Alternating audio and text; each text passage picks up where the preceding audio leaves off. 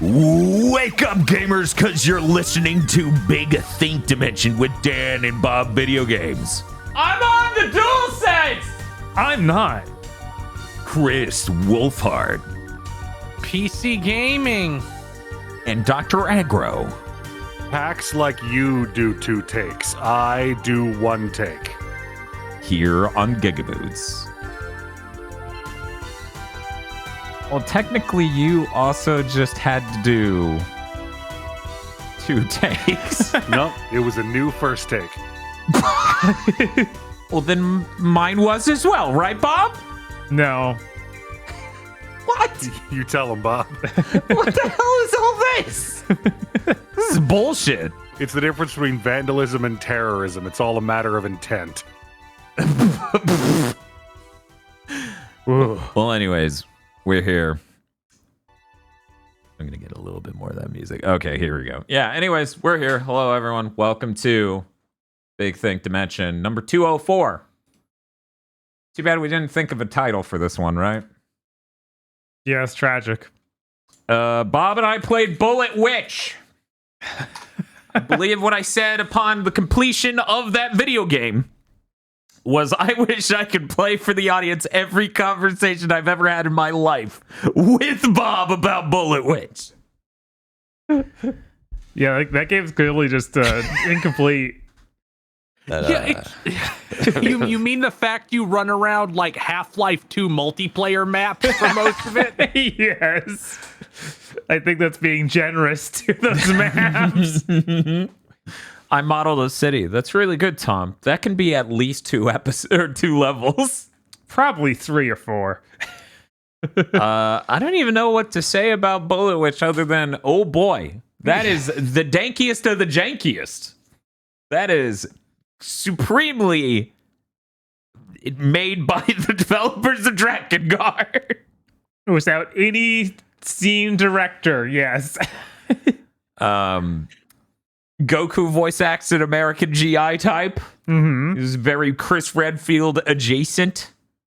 Bullet Witch is a fucking terrible video game that this man snuck onto a list of good video games. Good video game. What? You can't even sit here and condescend to Asura's Wrath. It doesn't compare to Asura's Wrath, obviously. Asura's Wrath is a bad game. Bullet Witch is a terrible incomplete game, but at least it was only 2.5 hours. It was 3.5, but we chopped it out. We chopped an hour and a half off by using the thing they added or unlocked in the PC version, where if you pull up your magic menu and crouch, you go flying forward. Yes. And since most of that game is you've been left in the Mall of America, find your way out. Yeah. That really did cut down the time of that playthrough. For sure. Thank you, Marvelous. Mm-hmm. I assume you or one of the people you contracted found that option and went, yeah, we're going to have to let them use this because this game is really bad. Yeah, actually. I can't believe they actually, this of all things, got a PC release. In 2018. In 2018, yeah. You know why? Why is that? And people like you and Jim Ratgazer, you're why. You are absolutely 100% of the reason why. It might only be you two. Somehow you two specifically. We're both like, I don't know, it's probably good. There's a hot witch. She's got a gun. It's like Diet Bayonetta. It really is. Yeah, really, really Diet. Like, Bayonetta does cool dances to do a scripted summon that looks amazing. Bullet Witch kind of like drops like she's gonna crap on the sidewalk, and then a gif of a thunderstorm starts in the skybox, and then a lightning bolt comes down. And then a lightning bolt hits the enemies in front of you, and at one point in this game, you can do it next to a gas station, and it explodes with some Havoc physics stuff, which runs well on PC. It certainly did not on the Xbox 360. Bullet Witch is a hell of a video game. yeah. If that is not the worst game of this month, that means... If that is not the worst game of this theme month, Uh-huh. that means one thing. Oh, no. What could that be? That means Folklore was fucking terrible. Yes. That is what that means. We have to be ready for the possibility. I don't see how Folklore can match it unless Folklore's just like, we're out 4 hours in, there's 14 more hours. Right. Yeah, the allegedly the playthrough length is 14 and a half hours, and I swear to God that's because it's a 7-hour game. It's going to make us play through twice as 2 different characters. Yeah. Yeah, almost certainly. Because as I've mentioned before, and it bears repeating, I owned Folklore, Bob owned Folklore, our friend Xeon owned Folklore, and so did Aggro, and none of us fucking beat it, and that scares the hell out of me. There was a lot of discussion of, well, the way the devs intended you to beat it was to play an entire story as one character and then replay the whole game as the other character.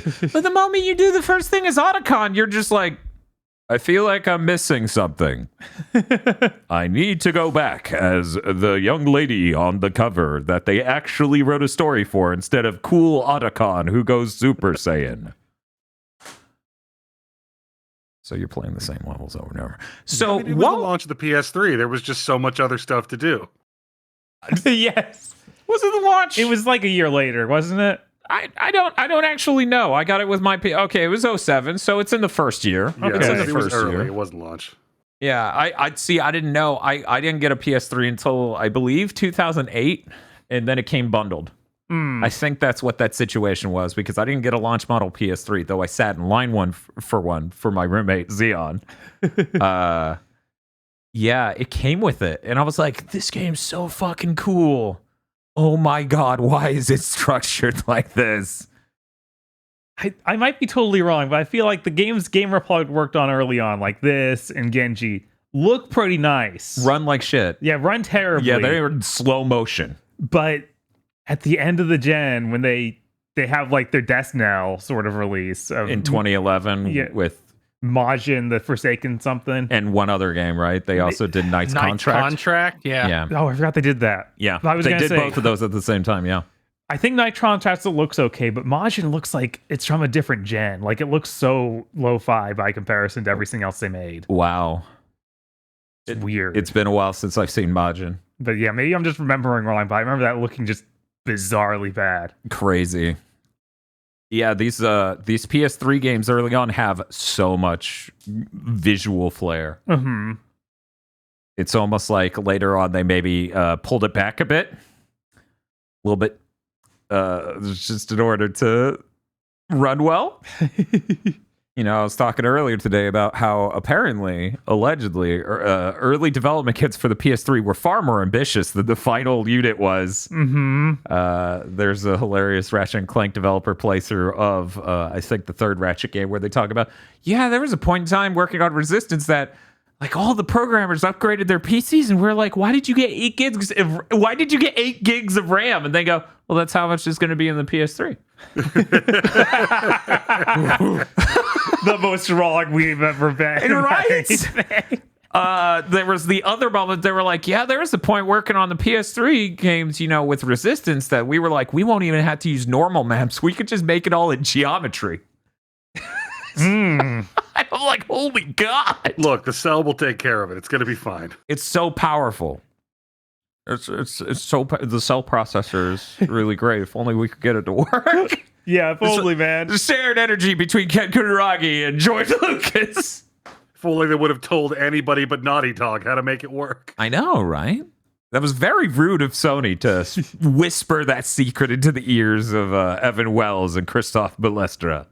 Only they knew the secrets. They would be like, what, the game's not running well again? Everyone leave the studio. We will fix it. They were the only people who could be trusted with that dark magic, which makes sense. Any other human was trusted with it, they would lose their minds. Oh, yes, obviously. Yeah, I'm just trying to do something simple. My character needs to, like, react to a thing they see and turn their head towards it. So you're going to want to not program any way you expect as a human. Okay, so first peer into the 6th dimension. From there, you'll realize Shuff B, through Shuff B, all things are possible. Anyways, Bob. Yeah. Oh, go ahead, Chris. I remember some anecdote, and I forget who it was. I think it might have been it might have even been buried somewhere in one of those Ratchet and Clank developer commentaries where they're like, so when I got told to use the PS3 to develop for the PS3, they gave me like a 2-foot thick stack of technical manuals, and it's like, read these. You're not going to understand anything you're reading. Then read them a second time, and you'll start to begin to understand what you're reading. Yeah, and by it's the true. third or fourth time, maybe you'll begin to be able to do anything on the PS3 at all. And the best part is, part of why it won't make any sense the first time, part of that is it's broken English. All the documentation is broken English. Of course it is. So yeah, it's rough. I've heard that anecdote from other devs too. What a good gen. But Bob, did you have anything else you wanted to say about Bullet Witch? Before people get confused and think that it plays anything like Bayonetta, it does not. I don't want anyone to leave with that impression. Bullet Witch is a really bad third-person shooter.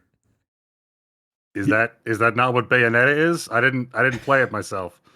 No, No, totally it is that. not. It's they're both totally kill switch likes. You can't use cover, so it's just a really, really normal, awful feeling third-person shooter. Normal. Yeah, It's just normal bread. It's stale bunny bread from a Yes. month ago. That's not normal to eat all the time. That's normal. It's bread shaped. Yeah. It's third person shooter shaped. Yeah, that game was that's one of the roughest games we played to completion on the channel. I'm like, you didn't finish this. Go back. What the fuck's wrong with you? Yeah, it kind of reaches its conclusion, and then it's like, but we can use this all. We made this boss you didn't fight, so go back and fight him. Yeah, that was fucked up because the logical, emotional conclusion of all of the story and everything else, movement wise, flow wise, everything, is out here in the fucking jungle where there's a hell pit and a man threw himself into it to summon all the demons on Earth. Mm-hmm. And it's like, man, what an asshole. By the way, this game has a one-dimensional plot. It's very funny. But as they're leaving the city, which is, once again, the Mall of America, and you're lost in it, there are no signs to let you know where you are in the mall. On their way out, the main character's like, I have to come back to deal with this boss at some point. So when the story reaches its logical conclusion, we head all the way back to the city to fight this really dumb... It's like the only actual boss in the game. Yeah. Its design is so goofy, I kept expecting Grom Hellscream to come out of nowhere and start fighting with it.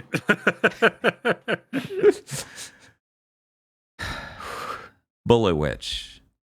Hell of a game. I guess there's the one other boss, the one on when you fight on top of a plane. And Yeah. that was somewhat decent. It was the most realized thing in the game, I feel. You're probably right, depressingly enough. But that's all I got to say about Bullet Witch. Okay. We also played Spark the Electric Jester 3. I mentioned the other week I already beat it, but Bob finished playing it on stream because Bullet Witch was really short. Yes. Do you have anything you want to say about that? All I'm going to say is banger soundtrack. Yeah. I already got my comments out Yeah. like fucking last week or whatever. But man, that soundtrack's good. I need to see if it's for sale on Bandcamp or anything. Yeah, the movement in that game's great. I love playing a 3D Sonic game that feels like realized. Yeah, it sure Movement-wise. is. It's sure. There sure is this moment where you play that game, and you're just like, Sega, this is one guy. This is one person. Why can't you make a Sonic game that controls like this? The game feels really well considered, I think is the way I think of it, right? Mm-hmm. And I don't think a lot of the recent Sonic games have felt really well considered. Yeah, one thing that I was just like, I noticed while playing the stages, like, whoa, these stages feel kind of long. Oh, and then I was like, wait, no, Sonic stages are depressingly short. Yeah, the when you get into the boost era, a lot of them are psychotically short, like under 2 minutes. Yeah. Yeah, the only one that has like decent length stages is Unleashed because that was the last one that got any money. Right. And then after that, it's just like Sonic is no longer a big franchise, so we're just going to cut the budget to ribbons. Yeah. Yeah, touching on the why I think it's really well considered. That the rail system, one, has really smart ways of how you change rails. Two, you have a crouch mechanic that speeds you up as you go down, but slows you down as you go up. Right. There are a bunch of systems and moves around that, even where you have an energy bar and you can burn it to go fast on a rail if you buy that ability from the shop. And there's a bunch of things where I feel like combat's realized at all. And that you can't say that about. But yeah, I thought it was a really great time. I enjoyed it. It was really cool seeing someone have a thing that wasn't radically different as a concept for a 3D Sonic game, because we have those. Those are out there too, which Frontier seems to take a little bit of inspiration of. What if it was wide design? You're not going through a tight level. Yeah. It's nice to see someone approach doing that sort of gameplay. Yeah. Yeah. Also, the ending's insane. I would never expect that. Yeah. I really think somebody needs to give them some money. Be like, make one of these that has any production values. Even still, I think it did a great job with the money it did have. It was all very well used. And as I said, last week, I really appreciate the typos giving a sort of borderline. Their first language isn't English. Let's be clear. The first Lake Feppard's first language is not English, but the typos and grammatical problems give it a sort of energy of I'm writing a story for the first time and I'm a teenager at best or at oldest. And being that into Toonie while writing it also gives it another layer of that energy that I'm like, I just fucking love this. Like, even though it's probably written fine in their native language. In English, it's just got a couple of fucking typos that are just so critical. It's almost like being the rock I'm without movement. It's almost approaching. But I enjoyed the hell out of that. I would really appreciate, like, if we get another Spark and it has, like, real money. That would be super cool. 505 Games publishes. Because at a 505 budget, you have infinitely more money than Spark the Electric Jester 3. Yeah, I have to wonder if this is going to sell well enough for him to actually be able to just reinvest or what. Yeah. It also got me thinking of it'd be neat to see Freedom Planet try and go 3D, but it took them 5 years to make another Freedom Planet 2D. So I don't know if they'd ever do it. Well, it has 150 bosses that all have to be 2D sprites, so I imagine that going 3D might help with that a little. Yeah. Yeah, you have to wonder. I have no idea what the development of Freedom Planet 2 looks like. I just know the opening credits has a lot of companies credited. It's like 6 companies on Freedom Planet 2. Jeez. Yeah. Yeah, I don't know anything about that. Didn't look into that. Probably could have asked about that, but wasn't interested. I thought it was cool that they did a free update for Spark 3 for you to get all the levels from Spark 2 for free in the Spark 3 engine. Yeah, it's pretty crazy. Problem is I want to play Spark 2. So right. I played 2 levels and then went, okay, I'm going to go buy Spark 2 at some point and play it when it's not Game of the Year cram session. Yeah, I already own 1 and 2. I just never booted them because there was some bundle deal years ago. Cool. I need to do that at some point. I hear that Spark 1 is better than Freedom Planet 1 or 2. And I feel like that's very possible. When I tried Spark the Electric Jester 1, I bounced off it real hard because it felt like it didn't have a clear idea of what it wanted to be. Like it kind of felt like it had the Freedom Planet problem, except it's a much less polished game than Freedom Planet is. Oh. It's like it is on the technical level of the Sonic fan games that Lake Fapard made, where it's like, this doesn't play well with all controllers. It's weird about screen focus. Like it just has a lot of weird technical problems that you don't expect from like a game that you would get on Steam. Yeah. Gotcha. That's unfortunate. Yeah, no offense to Kris, and I'm sure he wouldn't take any, but feel free to voice if you do. When I headed to Spark the Electric Jester 3, I didn't expect my opinion to perfectly mirror his on it feels like a very well considered, 3D Sonic. I genuinely thought, well, it'll just come off as a different thing, or it will just be different in its own way. Like, no, it genuinely feels like, what if there was a Sonic Adventure 3? Right. What if there Yeah, was like a really polished one of those? It's that thing where it's like, this is how Sonic Adventure 2 controls in my head. I know it doesn't actually control this way if I go play Sonic Adventure 2. But Spark the Electric Gesture 3 is like, no, this is plays like Sonic Adventure 2. Yeah, I feel like the most similar thing will in fact be, you sure you want to use Lightspeed Dash? Is that really what you want to do? Right? Oh, okay, go ahead. You just fuck around and find out. Yeah, I did have that break a few levels in Spark, and I'm sure it would do the same thing in Sonic Adventure 2. Oh yeah, of course. all the time. Sometimes it would just not work. That's the nature of Lightspeed Dash. It's the coolest thing in the world, but it is just breaking new ways. But yeah, did you have anything else you wanted to say about Spark? No. Okay. Well, that means we need to move on to Kirby and the Forgotten Land. Bob, I've forgotten our playthrough. Oh yeah, I mean when you do it all in one sitting for it's like 15 hours or something. 14 and a half. 14 and a half hours. This is a joke. I didn't forget our fucking playthrough. How the fuck do you forget something you do for 14 and a half hours? Right. Bob's like, I did. Don't tell them.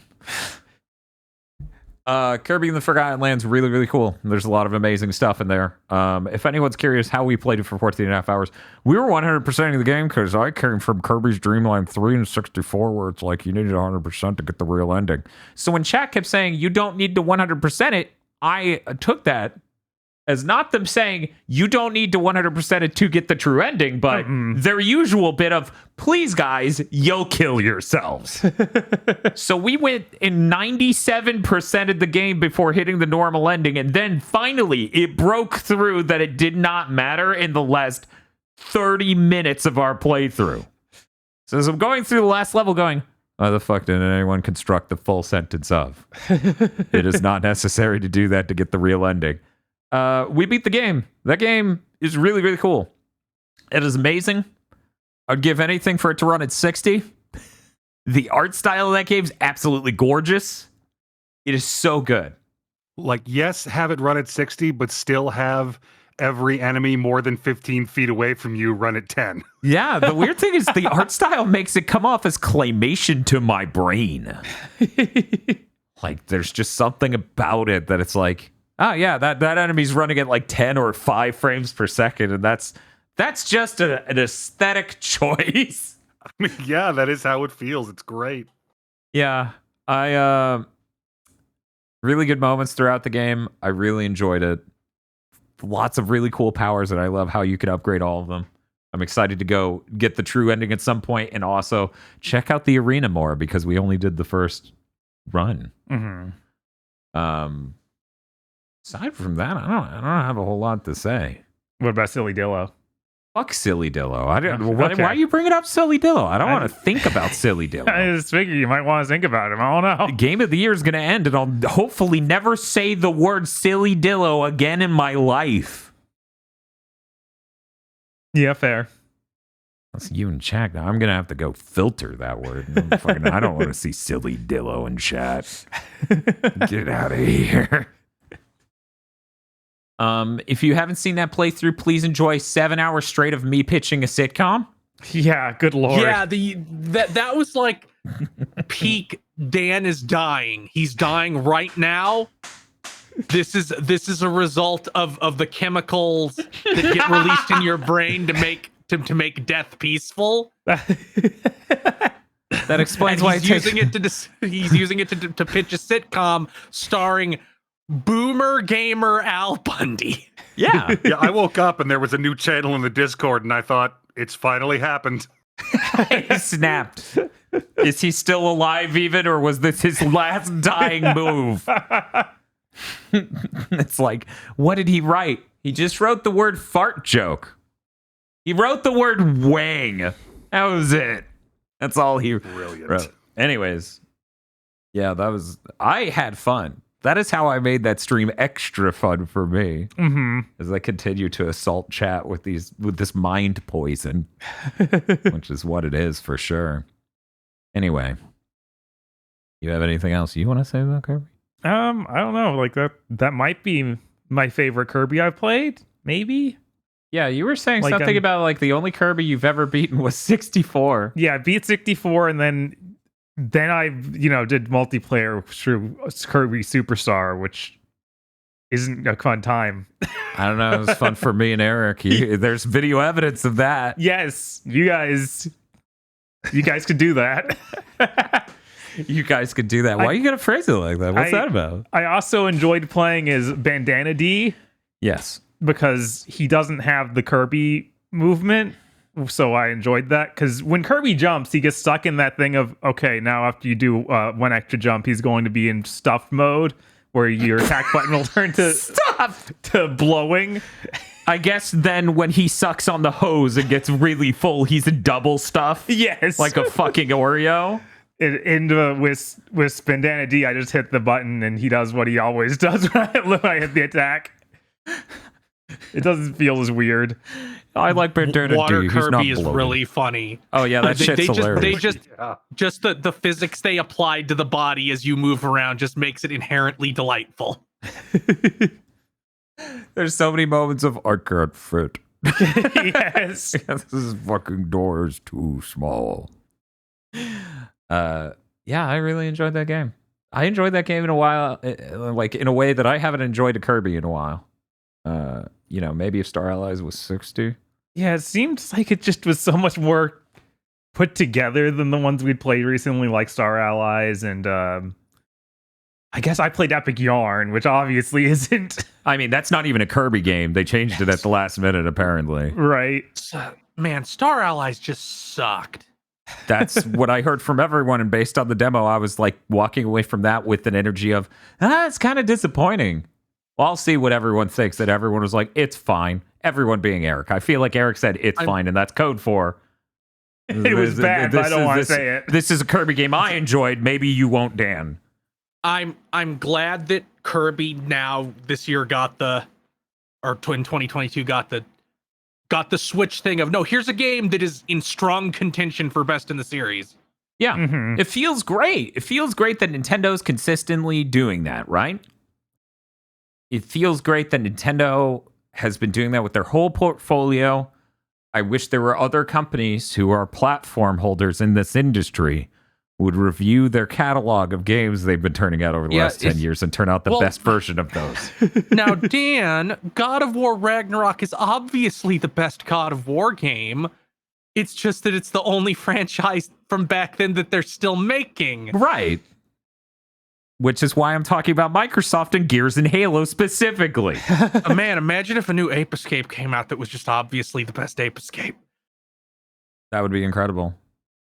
The worst part, I can easily imagine that. And the worst part, they would make a PSVR 2, and I would never shut up about, no, you need to get this. This is the best thing ever. Yeah, Ratchet and Clank Rift is like, it's not the best of the series, but it feels like it's one step away from it.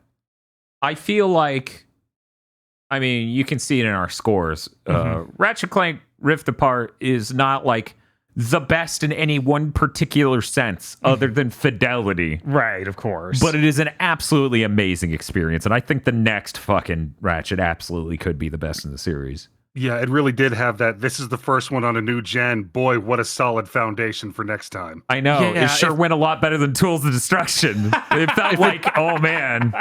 If you They just need to make another one and have 4 times the arena content. Yup. Yeah. Yeah, absolutely. Yeah, Rift Apart. I often think back on Rift Apart and how it's crazy awesome we got that in the first year the PS5 was out.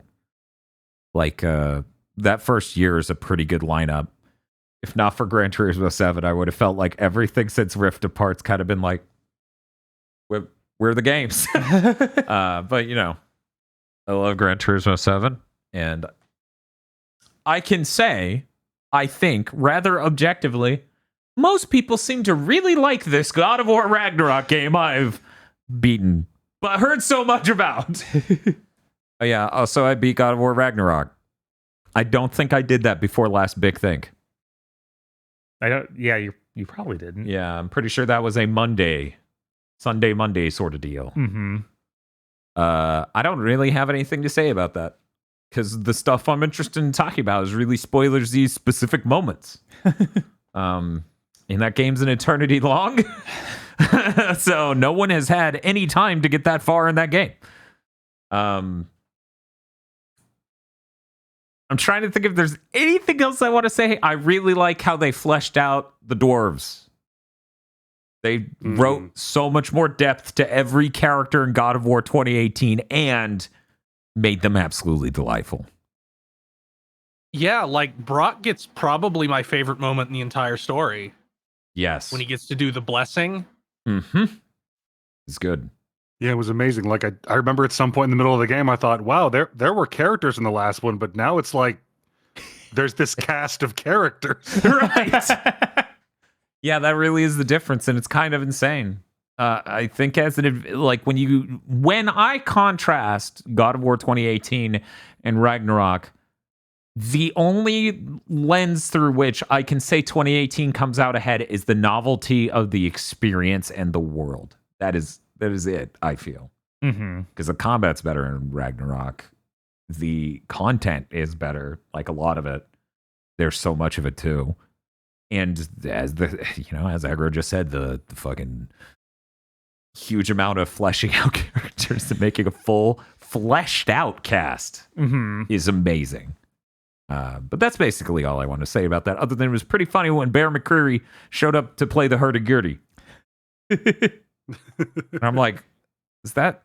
And then I look at the credits and it's like, yep, one of the two hurdy-gurdy players is Bear McCreary, which is also this character. He glitched out on my playthrough.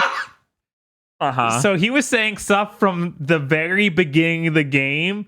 At the end? At the end, yeah. Oh.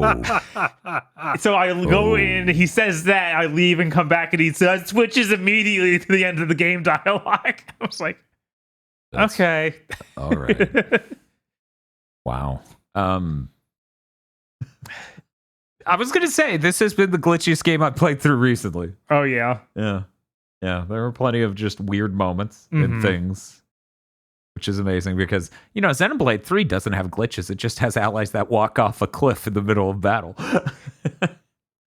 Or get stuck on the smallest little hill and I can't help you. I can't help you in this battle. You've gone too far, Noah.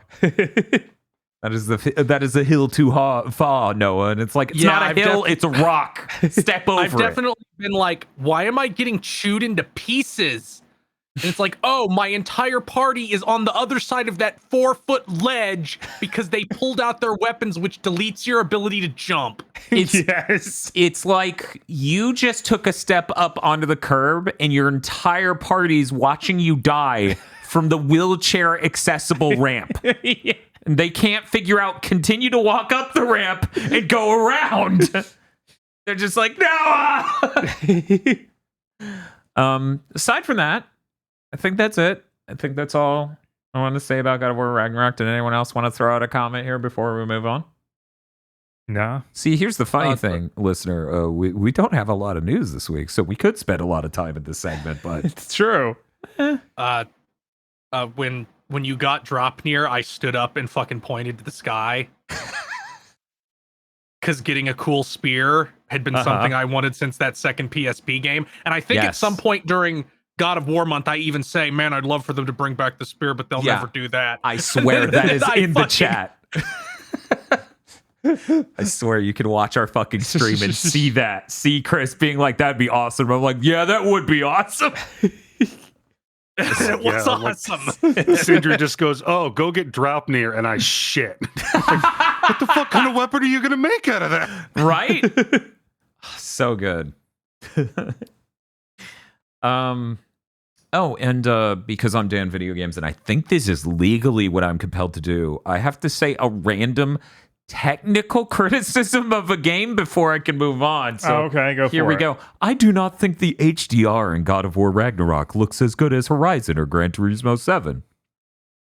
That means nothing to anyone out there because none of you are colorists or fucking. That's such a I don't think this immaculate birthday cake is quite as good as this other immaculate wedding cake. Yeah, basically. Yeah, that's it. We can move on. Hey Bob, Hey, did you play? I played some stuff. I did too, but I'll let you go first. Sure. I played more of Kamiwaza Way of the Thief. I was super hyped for this last week after doing one playthrough. Doing a second playthrough has informed me that there is almost no variables you can change in this game. So it's really bad because of that. Like, it's like one playthrough is all it really feels like it's worth doing, because I got a separate storyline and they changed like 2 cutscenes and all the boss fights were the same. That's really unfortunate for people who aren't familiar with this developer, this type of game from them. Way of the Samurai is like the first thing they made like this. And the idea is it's like an interactive story where your decisions actually matter. And this was like one of the few games that ever pulled it off. And as that series went, there was less interaction and less change. So it's like it's kind of depressing to hear Kamiwaza has even less than any of those. Yeah, it's worse than any Way of the Samurai game about this, because like the first Way of the Samurai, and then they keep this up in most of them, they have 3 really clear factions, and you can join them by doing different events. Kamiwaza doesn't. There's like You're just some asshole. Yeah, you're just this guy, and you seem to have only one thing you can do. And the game's always giving you goalposts of, okay, do this to figure this cutscene. And there's almost no way to change them as far as I can tell. It's like different endings for if your daughter is fully recovered, still or mostly recovered, or not recovered at all. You just described Metroid. Or it's like, how fast did you do it? What's the percent? Basically. So what? You do the best thing, and your daughter's in a different outfit. Is that the? And it plays triumphant space music. Man, that's crazy. Yeah, and then it causes, like, making her well causes other characters in the story to just disappear. What the fuck? Which is like, I was only interested in you for your sick daughter. See ya. Yeah. Oh, fucking asshole. I'm into Munchausen by proxy. I was feeding your daughter ground up glass. I have to go now.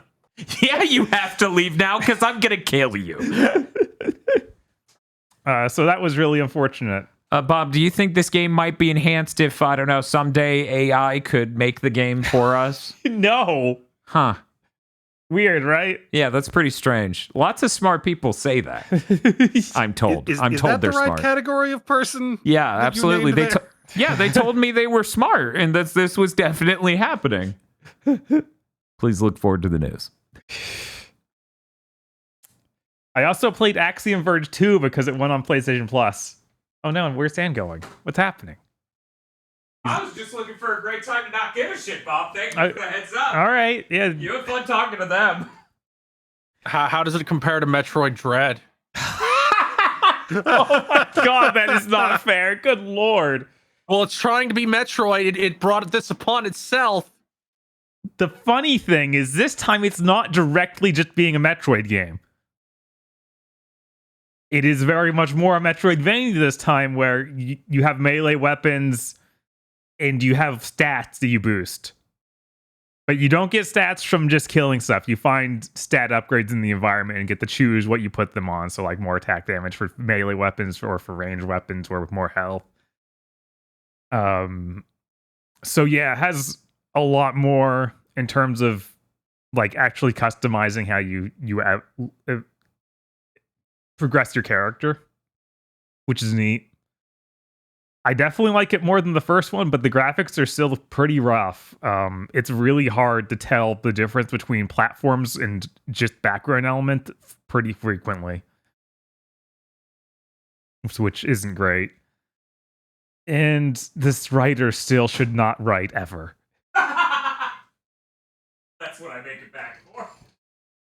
Yeah, I don't know if anyone remembers the first game, but oh man. That's just about some like obvious self-insert super genius scientist. And it's very, very convinced that it's very smart. In this one, you play as a hyper-rich CEO who just did a totally epic corporate buyout to get this a particle generator or something. It's something that causes dimensional rifts. Yeah. So then she gets caught up in it and goes through it. Mm-hmm. And she's almost all her dialogue is, "I'm very smart. And Okay. you should help me get back to the regular world." Okay. Yeah, it's really rad. Like, the writing's horrible, but I'm actually kind of enjoying the game, even though a lot of it is like, well, Symphony Night's too easy. I make a hard video game. I was trying to think about how I'd describe the tone of the cringe that is the first Axiom Verge, in my opinion. It feels like Sauceless Invader Zim tries to shift to be more serious sci-fi. Mm-hmm. That's the best way of putting it. You're basically playing as Zim's dad, or no, you're not. You're playing as Dib's dad, but like not even an ounce of cool. But anyway, that's the way I would describe that. So Bob, what is your experience coming out of Axiom Verge 2? How much of it did you play? What, like an hour? I 2 played hours? like a couple hours, yeah. Okay, is better than 1 in your opinion? Worse than 1? Yeah, I think it's a lot better than 1. Okay. Because it has those progression elements for your character. And the mix of melee and long range weapons does help, but it's way too, like, your weapons don't have much knockback, so a lot of enemies will just run through you. And it's really annoying, like, in that way. That's part of the way where it's like, oh yeah, it's going to be tough, as in it's going to be annoying. Does it have a melee focus to the weapons or a range focus still? Yeah, it's more the melee focus because they've added the melee weapons. Okay. Wow. I got a pickaxe, which is really short range, and a boomerang. Mm-hmm. So you can't show the boomerang out that fast because it has to come back to you. Mm-hmm. And then you still get that thing where you throw something and it turns into a bug you move around. Oh yeah, that. I remember that. But it seems like some of the traversal elements are going to be a lot less annoying. Like, I've got some already. There's like, okay, you can climb ledges now, instead of it being like the worst version of traversal imaginable, where the last game was, okay, you show this, it bounces 3 times, and then you can roll. Like, I can't remember, but every traversal item in Axiom Verge 1 is like just super annoying and not fun to use at all, whereas this is like, okay, I want to be able to get to higher places. I can now climb ledges. Mm-hmm. I don't need to like place some bizarre throw arc to do it. Okay. But yeah, I might keep playing it. It's got a neat style to it. You now are collecting power-ups in the form of these jars that break open and have basically genies inside them that absorb into you. Oh. Yeah. Okay. It's neat. It's again like hampered by the writing of it. Like, this is something cool. Why are you making them just seem so normal? Mm-hmm. Yeah. But that's it. That's all I gotta say about it. I also booted up Gran Turismo 7. That's a video game. Played more of that. Uh-huh. Still really neat.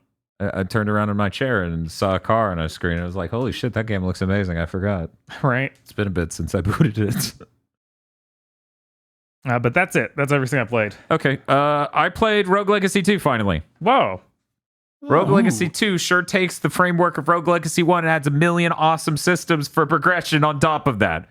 For example, for people who don't know, Rogue Legacy is a game where you venture into a castle that's ever shifting, like Castle Dracula, and you need to find the bosses of each of the areas, defeat them to open a door. You randomly generate your descendants. You get a choice from 3 of them. Your descendants have genetic traits like they're colorblind or they're a different class. In this case, this game actually eventually, like within a short order of time, unlocks experience for the classes. So the more you head into the castle with an individual class, the more you will upgrade that class, which will give you stat boosts, such as you can increase your weight capacity. Weight capacity is a new system. Weight capacity will literally, if you have tell me if you've heard this before. So you can be encumbered. Mm-hmm. And your encumbrance will affect your resolve. Your resolve's low enough, it will lower your max HP. So they're not going to affect your animations. They're not going to affect your movement speed or anything else. But you increase your max weight capacity, and you go in relatively light, and you will have a neat little stat buff.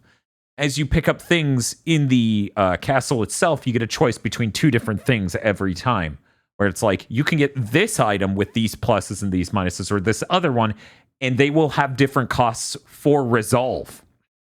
So you can go in with light equipment, because there is now equipment. Weird. Which was not in Rogue Legacy 1. And you can get just burn through your resolve to pick up better items. Like, you know, you could have a choice between an item that I'm trying to think of specifics on what they would do.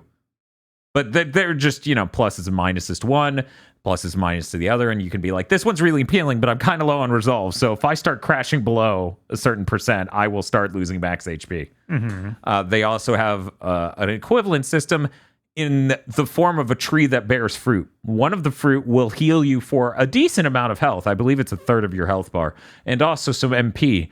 Or you can take 100 damage and increase your max HP. They offer you a lot of these options, which are, do you want to heal up or just have better potential for a better run? Mm-hmm. Very quickly, you can get to a point where killing enemies will heal you 1 HP. So you can very easily see yourself in a situation where you want to buff your max HP, and you can make it back, hopefully, if you do it correctly. I came across an item that was like, hey, do this much damage and I will increase the total percent of gold you have. And I had done everything I feasibly saw myself doing on that run. Like, past there was like, yeah, I'm really going to walk into the boss room at 20% HP and own his ass. Yeah. This guy I've never beat before. So I picked that shit up and killed myself. That was a good run. That got me a shitload of money.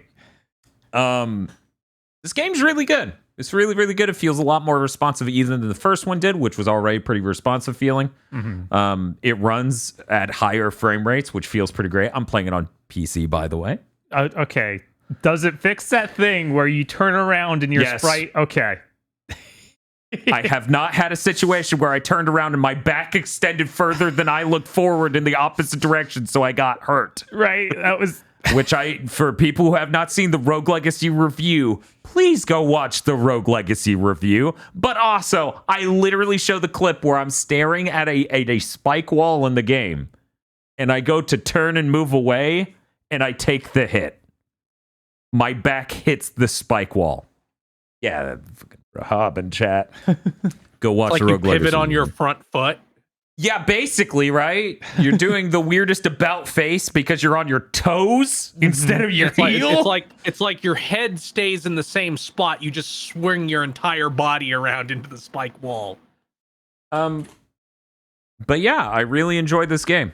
There's a lot of really neat stuff going on. They actually have small little pocket dimensions of multiple different types. So I couldn't even tell you the exact one that there's no one descriptor for what this pocket dimension might be because there are multiple types of these. But these pocket dimensions are like crafted sort of micro levels that it's a challenge. And when you beat that challenge, you unlock the thing, or you get the buff, or you get this extra long-term, like, eventually you start being able to find scars in the castle, which are like horribly scarred souls as a concept. And when you take them out of the castle, when they get removed and put elsewhere with time noids, as I'm calling them, but they probably gave me a proper noun, but it doesn't fucking matter. You can do those challenges to basically remove the scar's guilt or remove its hang up to just purify it. There are different goals on that micro level of like, you know, do it with this sort of proficiency and you get this score, you get a gold.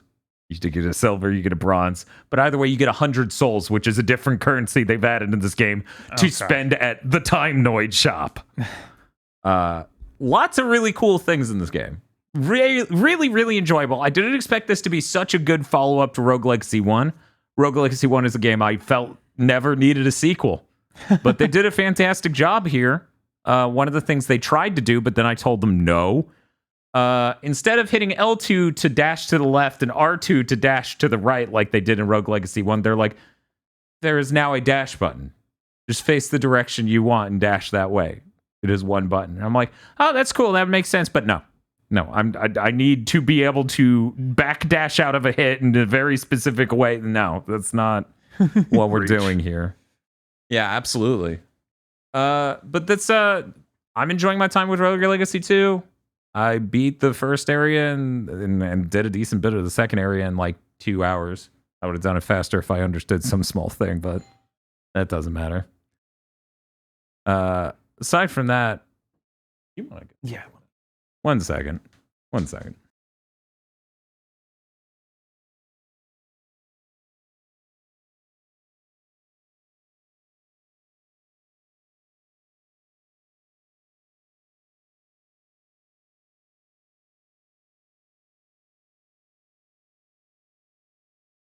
Anyway, but yeah, aside from that, I don't really have much else to say about Rogue Legacy 2. What else did I play? I played something else. Oh yeah, I remembered that I didn't say enough about Punchwin last week. Oh yeah. Yeah, no, absolutely not. Punchwin's amazing. It's a puzzle platformer made by the people who made The Tourist and also Fast RMX, very small dev called Shinin Multimedia. Or Shinin something else. Anyways, really good, Switch exclusive, kind of pricey. It's $15, but it's literally one of the only puzzle games I've ever seen, like I've ever played, where you have the mascot character in the puzzle playfield. And it's really good still, because Wario's Woods is like the number one example of puzzle game with a person in it. But there are just a number of ways Wario's Woods controls that's just not good, like at all. Like, Bob, have you ever played Wario's Woods? I don't think so. Okay. I think you've booted it and have been like, it's a puzzle game I don't want to play. Now, is that a causal statement? It's a puzzle game, I don't want to play? Or is it all one nested, it's a puzzle game I don't want to play? I guess it's the second one. Oh, okay. He's lying. Name a puzzle game you like other than Tetris. Let's do that. Lumines. Yeah, that's... Lumines is really good. This is really good. One might argue it's also kind of... But anyway. Tetris adjacent. Yeah. Yeah, I don't really... Bob, how big a fan are you of the Pac-Man puzzle game on the Super Nintendo? Never Pac played Attack. It. Oh, it's so good. Chat, tell him how good it is in the comments and right now. Anyway, I think that's it. I think that's all I played. I'm gonna say that's all I played for now. Okay. I'm gonna double check on Steam while other people talk about their business. Hey, Kris, what you been playing? I played several things. First, I finished Xenoblade 3. I'm done. Congratulations. Yippee. I don't think it's as good as 1. That's where I'm sitting now.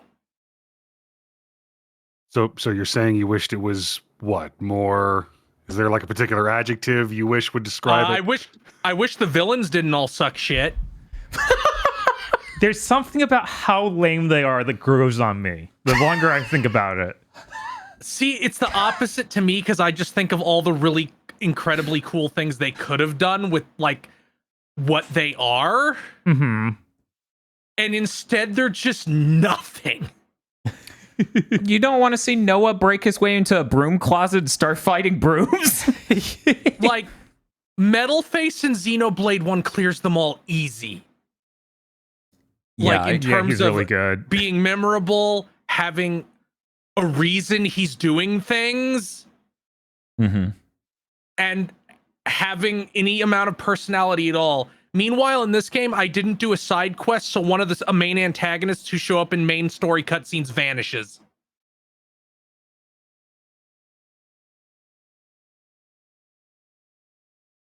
Because I was like, where did this character go? They just didn't show up ever again. It's like, oh, if you do this side quest, they show up in the last dungeon and you kill them. Oh. Huh. Oh. Like, there's a villain who escapes, and so you can fight him again in the final dungeon, but there's no cutscene. You just kill him and he falls over and turns into sparkles. Yeah, that's basically how that went for me.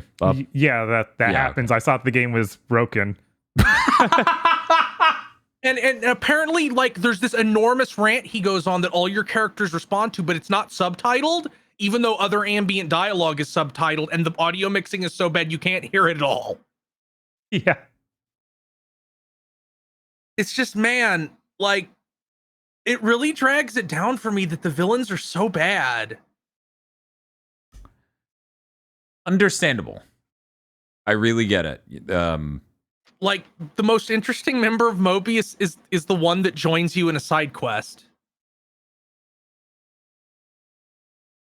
That being the hero character Triton.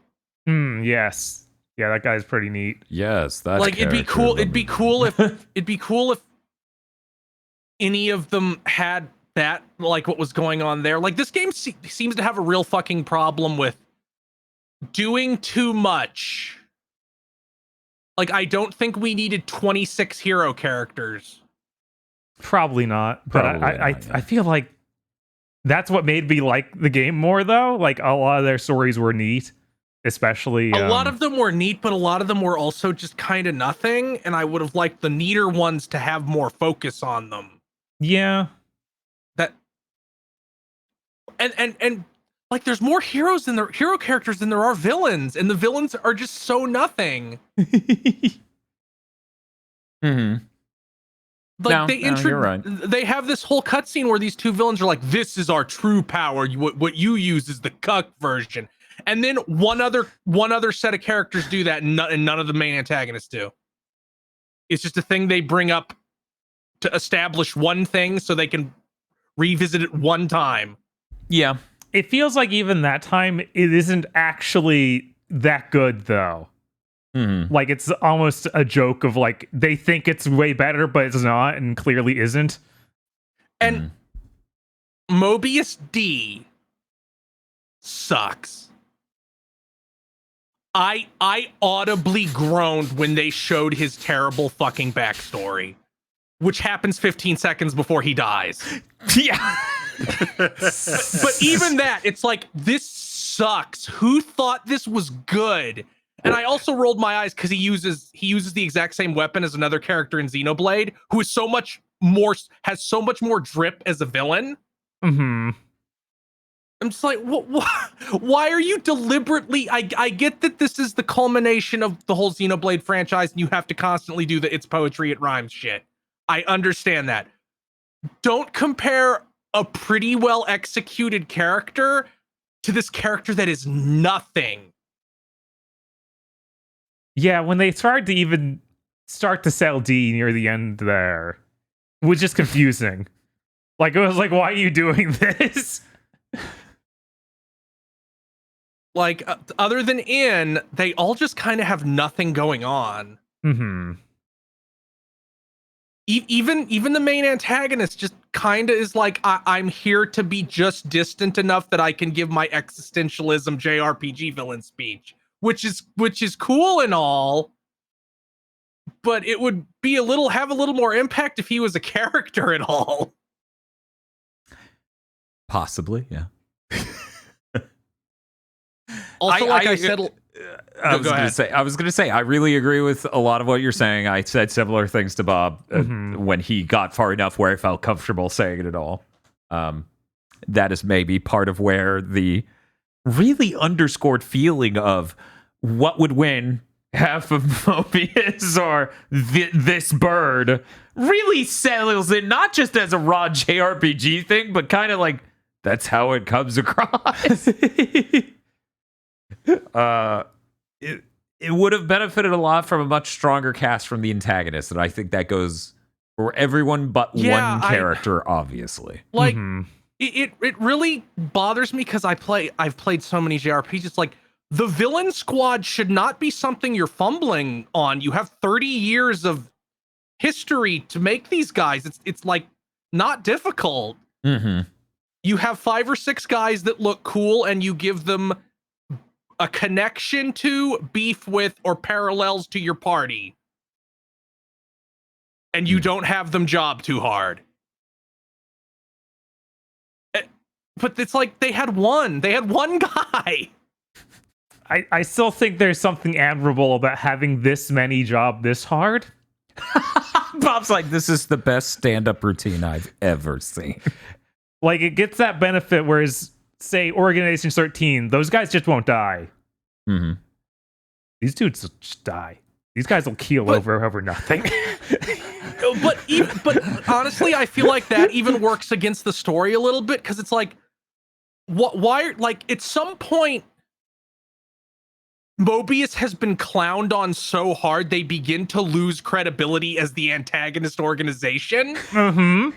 Like, they start to degrade down into being Team Rocket in the Pokemon anime. Yes. A little bit, yeah. But Team Rocket isn't the primary antagonist. There's a certain energy of how much does this facilitate the idea of them being an analog for the rich? Does this work even more effectively, right? Mm-hmm. Where they think the most of themselves possible, and then you engage them, and they're just like, no! I see, but like, my stance on that is always, if your clever theming made something bad, you probably should have just not done the theming in that instance. And I think you could have done the theming, that exact type of theming, and made them characters. Yes. They Like, could be more fleshed out, yeah. They didn't need to be, like, intimidating, even. They just needed to have anything going on. Mm-hmm. It's like, okay, these are some Xenoblade spoilers. I'm not going to go too deep to it, but this is just a scenario. It's like, okay, you escaped this cycle of life and death and rebirth. You're now basically...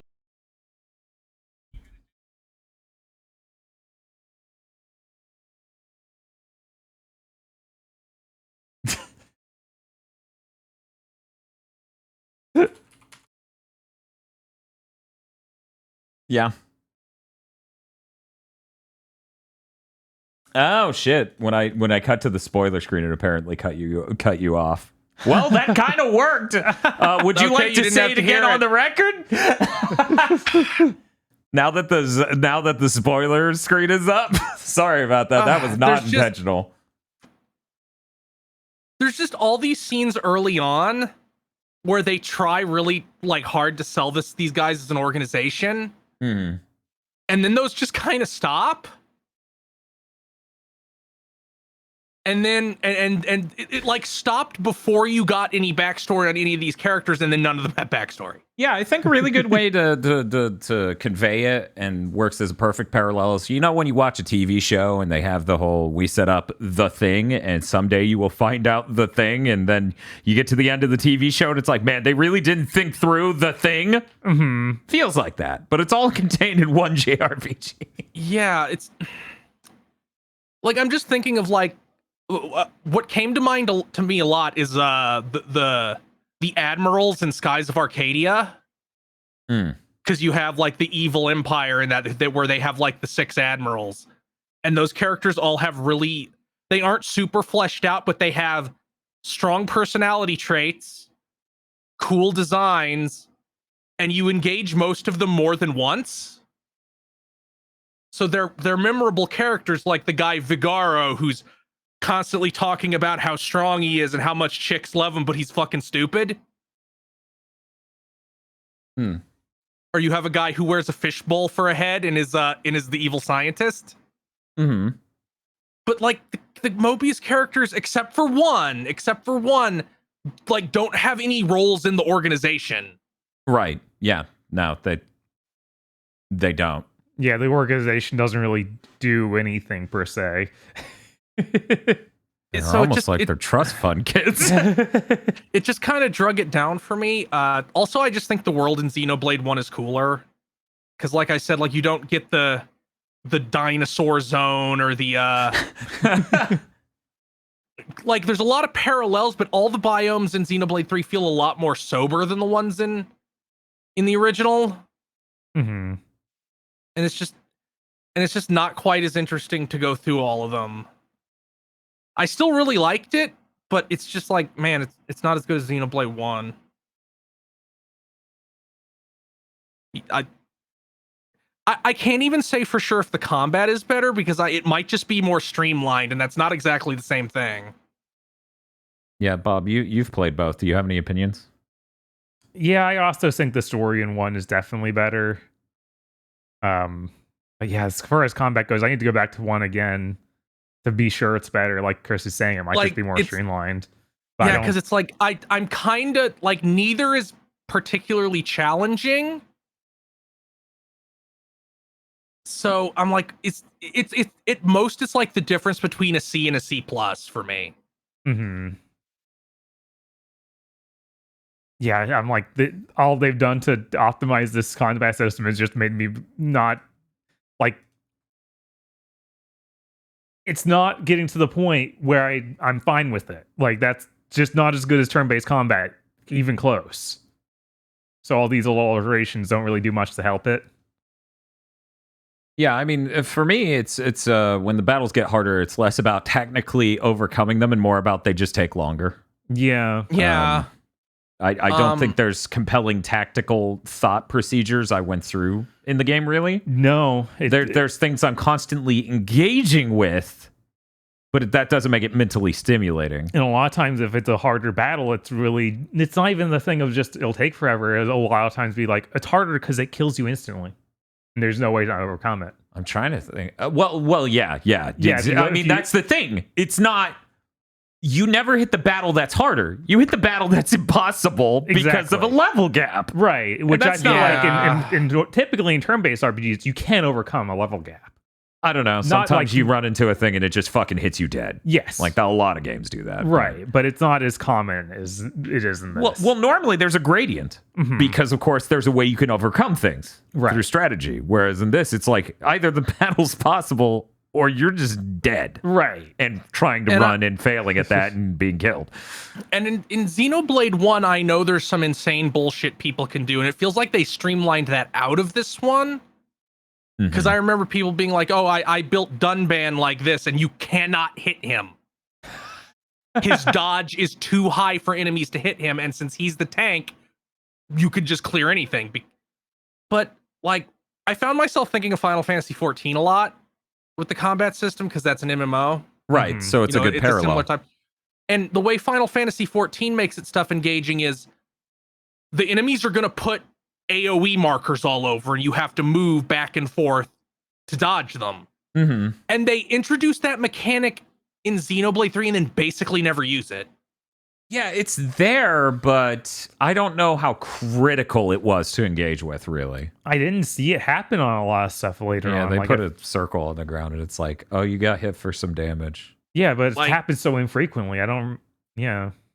And I think that would have been a good way to make this kind of thing more engaging, where it's like, it's not so much just hitting the buttons or level gaps. It's like, no, you're actually dodging these attacks. Like, you know, because I just imagine, like, yeah, it'd be really easy to just look at Final Fantasy XIV and steal a lot of these boss patterns and have it happen. I feel like there's not even a lot of bosses that summon like guys that you have to manage. It just feels like most times, like, I'm a big guy who does attacks. I'm indistinguishable from most of the other bosses in this game. Also, changing targets is really annoying in this game, because you just get L and R, and it's really unclear where it's going to go next, and it's all in a massive pile of different UI, so it's hard to see which one's selecting. I think in the options you can change it to be like, if I hit the target button and I'm fucking looking at a thing, obviously I want that to be the thing I'm targeting, but it's off by default. Why would it be off by default? Yeah, because it seemed like it would cycle to something that was nowhere near me. Yeah, absolutely. Yeah, this is one of those things where I'm like, guys, vanilla World of Warcraft in 2004 was more sober with its targeting. Yeah, it reminded me of PS2 games a little bit with that. Fair. Yeah. Did you have any comments to wrap up your feelings on Xenoblade 3? I really would like them to do something that isn't this colossal open world thing next time. Just you don't have to call it Xenoblade. That can remain the open world franchise. Just as a change of pace, make a different Xeno franchise. It would be cool. I think it would be cool. I mean, that last area is clearly not structured by like a giant open world thing. So it'd be really cool to see them do. I feel like the first game had more of those. Really? Yeah. Like, yeah, I was really weirded out. The first game had a couple had like a fair amount of like, no, you're going through a linear path in this dungeon. Yeah, whereas this really didn't. This game has like maybe 3 things things like that. Yeah. And I have to play Xenoblade 2 now to compare. Okay. Because it was funny to wake up a certain character, and I'm like, wow, you act entirely differently from every other character in Xenoblade 3. Yeah, I'm interested in some of that, but I would probably, but you know, I'm certain I'll probably play it on my PC via Yuzu because I don't want it to go down to 244p because they hadn't figured out how to make work the Switch yet. yeah. I actually have, of all the Switch games I've seen in Yuzu, I have not seen that one. And I would be really interested in seeing what that game looks like at a respectable resolution, Xenoblade 2. Right. And one last thing, there's a really cool moment in a late game boss fight where it's the JRPG thing where you do all your big attacks. They pace it in the worst way possible.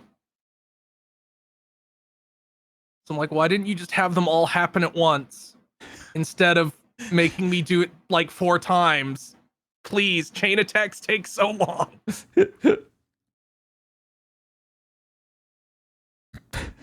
I told Bob, you just start the chain attack and then you set it to auto mode. And then you go do your laundry. Yeah. Yeah. But I played... That's all I have to say about Xenoblade 3. I was going to say, did you play anything else? Yes, I did. I played Dark Forces. Ooh. Star Wars Dark Forces. Oh my god. Yes. Because the Force engine came out in the past couple weeks. Okay, cool. Which You is actually have to play that version. Which is the source port for Dark Forces, so it'll run on modern machines at modern resolutions and stuff. That game's neat. I don't think it's that great. That sure is Doom 1 with less weapons and enemies, but Star Wars music.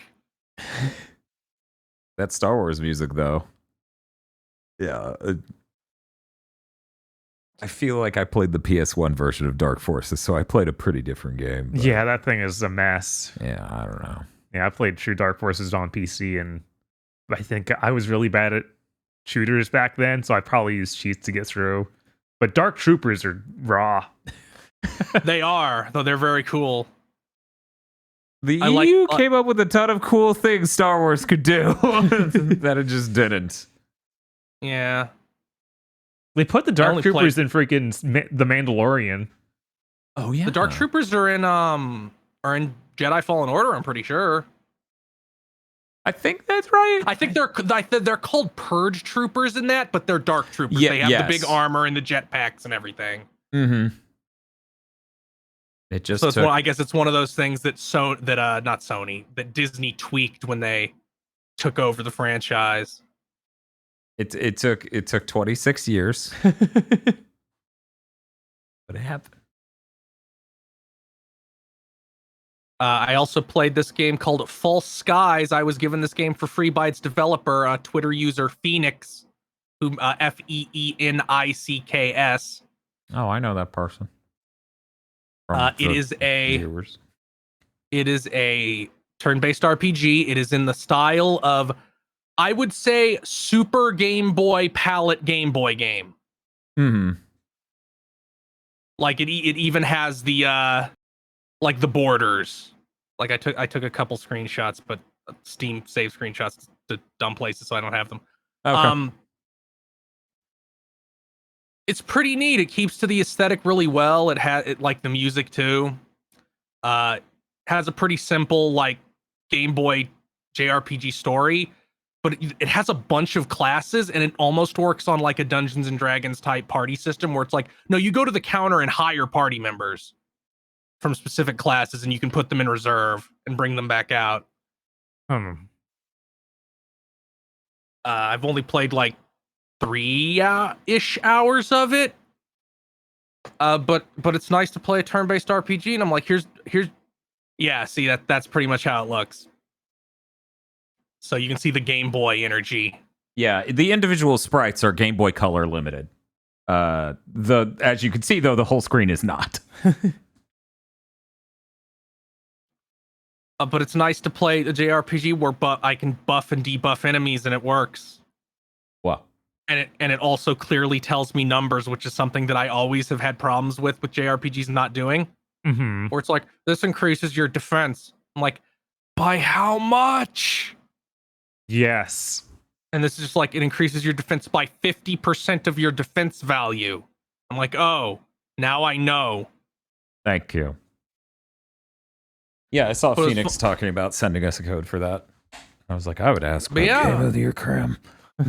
Yeah, I'm really enjoying it. I'm probably gonna finish it slowly because I have there's so many other things constantly, always. Mm-hmm. No, this year has hardly got any video games.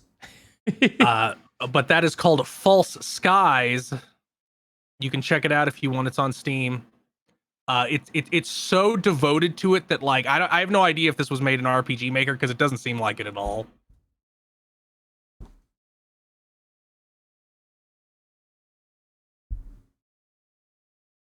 I'm pointing at the fucking name because I see people in chat asking, what is the name? And I'm like, up there. False Skies. False Skies. Do you know? Okay. Ooh. I played one other. I played one other thing. Well, we got to start doing this like radio ads. False Skies. That's right. This Sunday coming to Steam. I know what you played. I started my streams of Banjo-Tooie. Why did they do that? Why did they do what they did? Like it hasn't even gotten to the point where I'm in pain yet. Mm-hmm. But it's like, what? Because it's almost a normal sequel to Banjo-Kazooie, but then they just like, what if we put 3 doors in front of other Jiggies and all you have to do to unlock them is go all the way back and forth across the stage 3 times? Will Yeah. it take longer? Yeah, that game not only has like a scope creep problem from Banjo-Kazooie,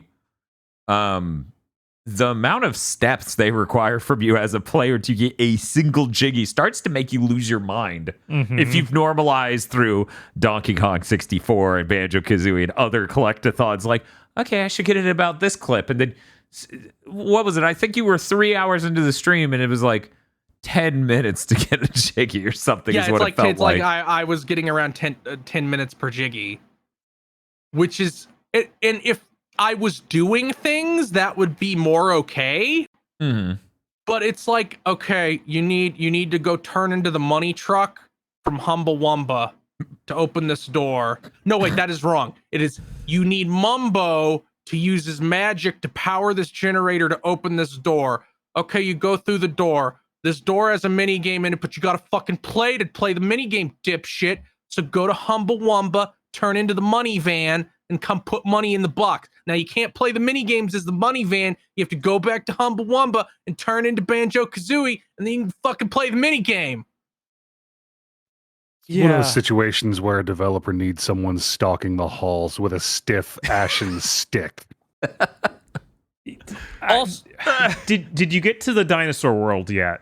no, I have not. I got through the first 3 worlds. I got through the Mayan temple land, the mine, and the amusement park land. Okay. So Yeah, I still have to do the water land, and then after that's pterodactyl land. I felt like Pterodactyl Land is where all hope was lost. That's when I hit the bottom of the barrel. I'm like, no. Dad. I think the part where it really started to get to me was Grunty Industries. I'm like, you know what you did. Also, just like the joke, like it was like they got less attention from Nintendo, possibly because Nintendo was trying to pawn them off at the time.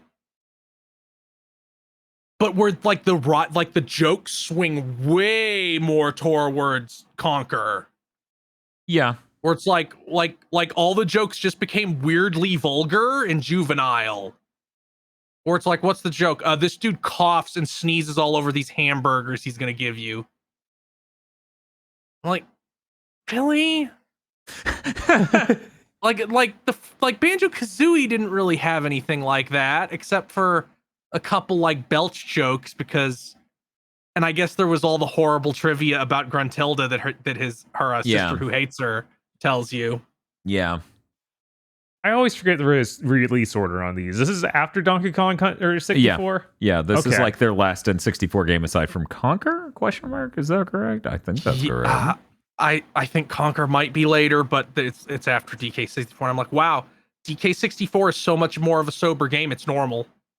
Yeah. No, that explains why going back to that one was like, oh, this is fine. What? if God fucking forbid there is ever a PCD compilation of Donkey Kong 64, crank up the draw distance and make the characters move and jump at 125% of their base Mm-hmm. thing. That game's almost fixed just from those two changes. Mm-hmm. It becomes entirely playable. Also make it so it doesn't run underwater like the N64 version. Right. By the way, that timeline was correct. It is, in fact, Banjo-Kazooie, Donkey Kong 64, Banjo-Tooie conquers Bad Fur Day. Okay. We're just getting Like- on that flow downward. And I'm afraid that not death streaming it, not feeling trapped in Banjo-Tooie is making it give me brain damage. Of 'Cause what I'm like- sort? Of like, well, yeah, this is terrible, but it feels really great when I actually get the jiggy. And sometimes you get 2 or 3 in a short order, and it's like Christmas. I mean, Banjo-Tooie is an ambitious game. So I could understand why, if some person decided to play it all in one sitting, that might be weirdly unsettling when you just came from all of their other collectathons. It's just like, wow, I got 9 out of 10 jiggies on that level. I feel a level of triumph that I've only ever felt when I got to Guinevere and Dark Souls.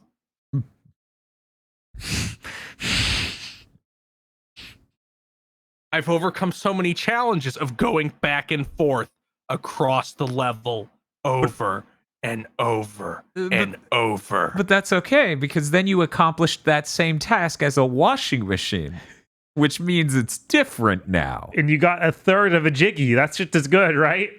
Yeah.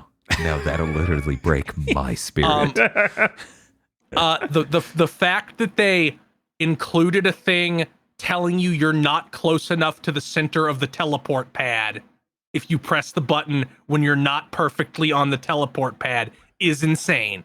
Yeah. Why on earth did they do that? I don't know. It's deranged. Yeah, we're literally in our playthrough screaming about, if you can code the sentence, you're not centered enough, you can code it to work. Yeah.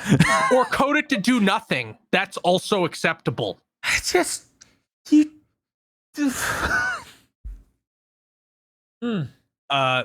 This is something that's going to drive me insane as I play the game. Sergeant Jam Jars, who gives you your moves, is like a military guy. Mm-hmm. And all his dialogue as he teaches you the moves are like a marching song, like, I don't know what I've been told. Mm-hmm. That's 6 beats, Rare. 6. You fuck it up on almost every single one. Not 6. What? I don't know, but okay, so it is 7. But they fuck it up on every one. It's never right. While you are playing the Xbox emulation version, I bet somehow it had an extra beat. The first person modes control terribly. Yeah, they're awful. They're insane for adding that. The fact that they're like, now you can go into first person while flying, and we're gonna have a boss fight where you have to shoot targets while flying in first person. It's like, why did you do this? Because no one stopped us. Have you done any of the Maze Runner first-person shooter segments? Yes, there's 2. There's one in Okay. both of the first 2 levels. Okay. The one where you have to get all the fucking TNT is in the second level. Which is so good. God, that. Yeah. The first 2 levels were really maze-like, and then the amusement park had like a hub, and things just go off from it. Mm-hmm. So I'm wondering if we're going to go back to being maze-like, or if they'll be more sober in their level design. because they can be big and have a lot of steps, but that third level was a lot better than the first two because I'm like, I know what is here. I think that third level you're describing, the theme park where there are all the offshoots and sometimes you ride from one of them to another, was one of my favorite levels in the game. Oh boy. Yeah. Because from Also, there, they do this- you go to Grunty Industries. Also, Grunty Industries is 2 more levels away. I'm sorry. For a while. I didn't mean immediately. I didn't mean to scare you with that. You're going to hell, Kris. You hear me? They do this thing where the chat had to multiple times tell me like, no, you do have the way to do this. You just shoot a bomb at it. And I'm like, why would a bomb open this electrified fence? Well, you just got the bomb. Oh, yeah. That's not an answer. You're like, I don't understand. Why would a bomb solve something? This is a Banjo-Kazooie game. I'm supposed to solve it by shoving eggs in holes. I know the score here.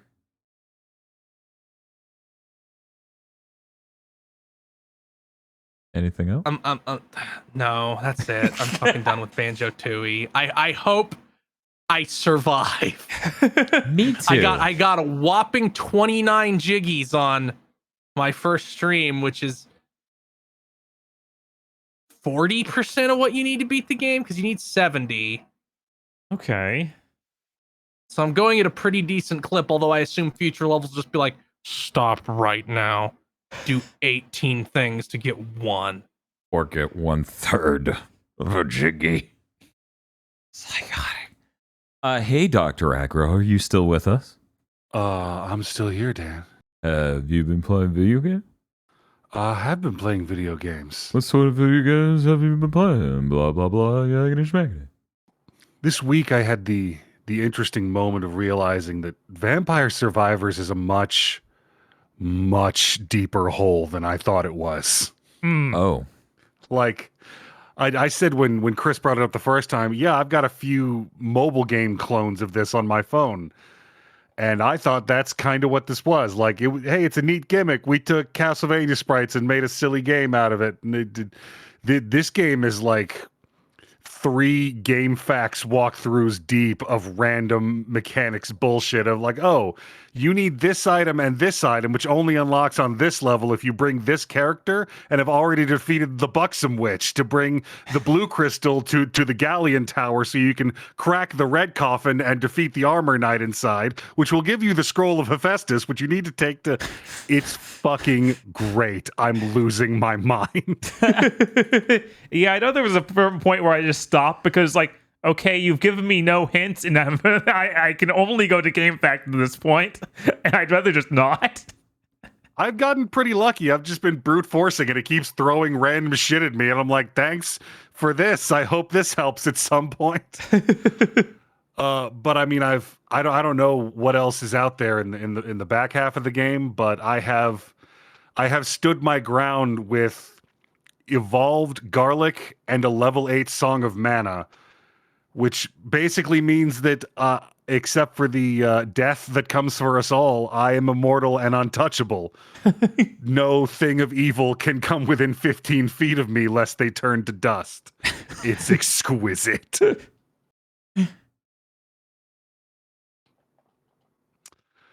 God, I like imagine you're in a park and there's like there's a bridge that you can walk through. There's like a little pedestrian tunnel and you can, it looks to be about 10 feet across. Mm-hmm. And you go in on one side and you're walking for a bit and you realize, I've been walking under this bridge for a while, and you look back and you can't see the light from where you entered anymore. And you turn back around and you can still see the light at the end of the now seemingly endless tunnel.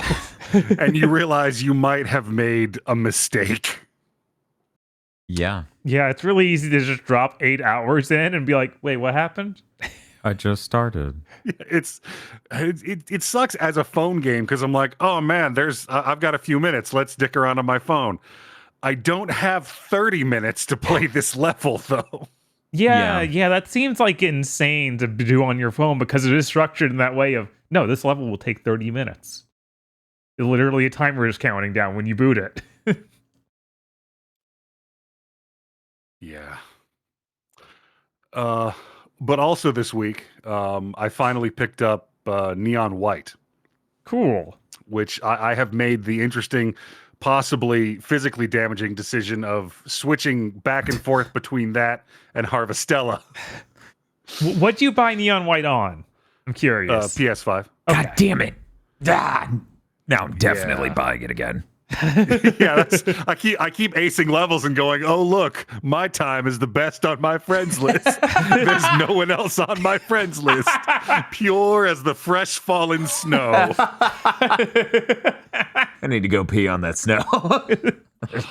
Man, it's that I can't imagine playing this game on anything but an SSD, because if you go you mess up a run, you go fuck, you just tap the trackpad and hit R2 and you've restarted. It's done. You're there. Oh, cool. You're going again. No break in the flow. I think on PC, on a controller, you have to pause, push down twice, and hit a button. Oh, really? Because on the keyboard, hit F. Yeah. It's that close to your finger. Yeah, on just the F and you're keyboard, they immediate- got it. Yeah. On the keyboard, they nailed it. It sounds like on PS5, they got it too.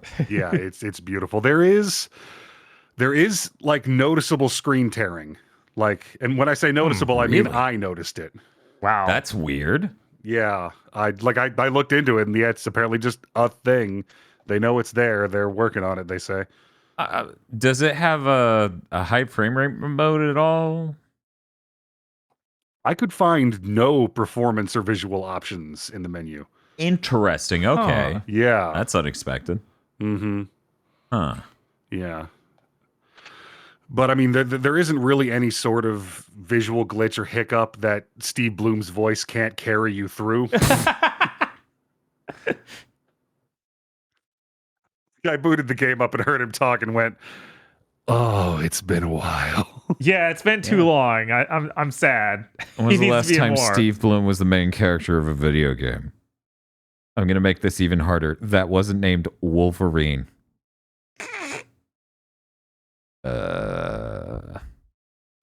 Exactly. I mean, the dub on this game is great, and I just there's some shit in here that wow, if anybody but Steve Bloom was delivering it, this game would probably go down 10 points for being written shittily.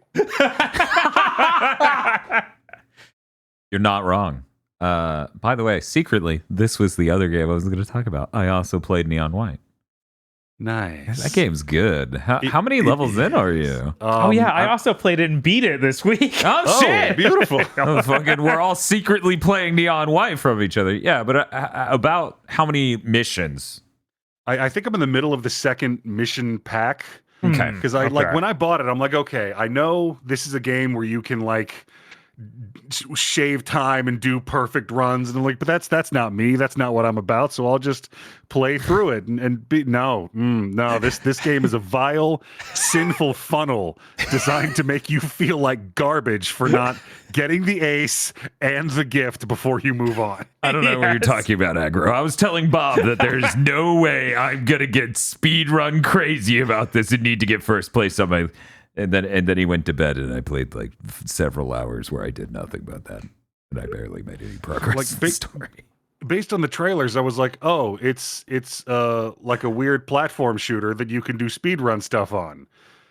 And then I played it and realized that is inaccurate. This is a puzzle game that happens to have shooting mechanics. Yes, it is really complicated to convey that idea to people. It is incredibly complex. Yeah, but this is one of those games that it's just fucking mirror polished. Mm-hmm. It's just got it down. It's so beautiful. Every part of every level has a considered correct way to solve it, basically. Mm-hmm. And they even give you those mini hints to kind of guide you towards hey, why are you going that way? There's no And- demons to kill going that way. and- Here's a really cool skip you can do. Yes. Yeah, and they only do that once you get good enough at doing it in general. Right. And that time is so clearly set for the exact moment where it's like, oh, you've nailed what is an idiot's run of this level. Good job on that, by the way, buddy. Yeah. Turn right. I always do feel really smart if I can guess where the skip is before they show it to me. Oh, it's so good every time because you just see this really cool tunnel and these platforms ahead of you that bends to the left, and then you go, this is a fucking open window. Why would I go down the hall? I'll just leave It's out. it's really funny to watch speed runs of levels where they do some cracked out skip over the entire level, and then while in the air, use the pistol to kill 4 demons Yes. that are pixel wide. Yeah. I'm sure it gets insane. Yeah, I mean, even not even trying to get like dev times. There is one of the I think it's third world. I'm not sure. It might be the second mission. But it's just like, okay, the start of this is you shoot the glass to break it open and use the rest of your bullets to kill these 2 or 3 demons from a huge distance. Because otherwise, later you will spin a 180 in midair and have to kill them while doing some other platforming. And the game trains you so hard on how it wants you to play it and what kind of game it is. And then you do Yellow's first side mission where it's like, you can't use discard powers. I'm sorry, I can't what? Yeah, every one of those side missions with the weird gimmicks they come up with is great. It is. Have you done any of the Violet ones yet? I aced everything in the tutorial and got all the gifts before I moved on. So I got to do like all of the side missions as soon as I hit the island. Great. And Violet's, the first time I finished Violet's first side mission, I didn't realize I had to break the crystal. So I ran into it and passed it back to the start of the level. Oh. I beat Violet's side mission first, and I was like, oh my god, are all of these going to be this hard? And then I try all the other ones, and I was like, oh, I really sucked at that one specifically. Even her second one, I found way easier than her first one. Yeah, I do remember her first one being weirdly hard. You boot up a side mission, and you're like, there's no clock. I'm free. Yeah, it feels good, doesn't it? You beat the level, and you're like, I beat that level. I get to move on now. And like, God, the movement in this game, like Violet's first side mission is a great example when you're just discarding elevate pistols to jump through twisting spike hallways and 20 feet high. And like, this is the kind of movement that I watch people do on YouTube and go, wow, I wonder what living like that is like. But it's perfectly executable in this game with amazing 3D controls. Yeah. Yeah, it's really good. I hear it has motion controls on PS5. Are you using those? I went into the options menu when I first booted the game and saw it and turned it on, and then I went, "Whoa, no, I need to learn how to play the game first," because it is like your gyro assist, and when I had it on, it was way too much. But it does have sliders in there to turn the intensity down, and I think I might start futzing with that. I'm not sure.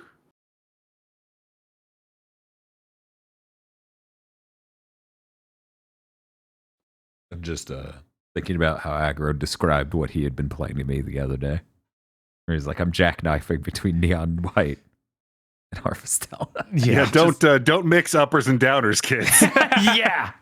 Yeah, literally, you could not pick a more different duo of games worth playing for the last year. I would get my heart rate way the fuck up and then turn my Switch on and just sort of chill for a while. Oh, look, I have to water my singular cabbage. This is gonna be intense. I did it, guys. Well, look, I did 3 side quests today, and they all gave me seeds for plants that won't grow for 3 more seasons. Yeah. I have so many at this point where I'm just like, just you wait. Autumn's gonna be fucking awesome. Also, I've only been to like 3 cities so far. So there's Lethe Village, which great name.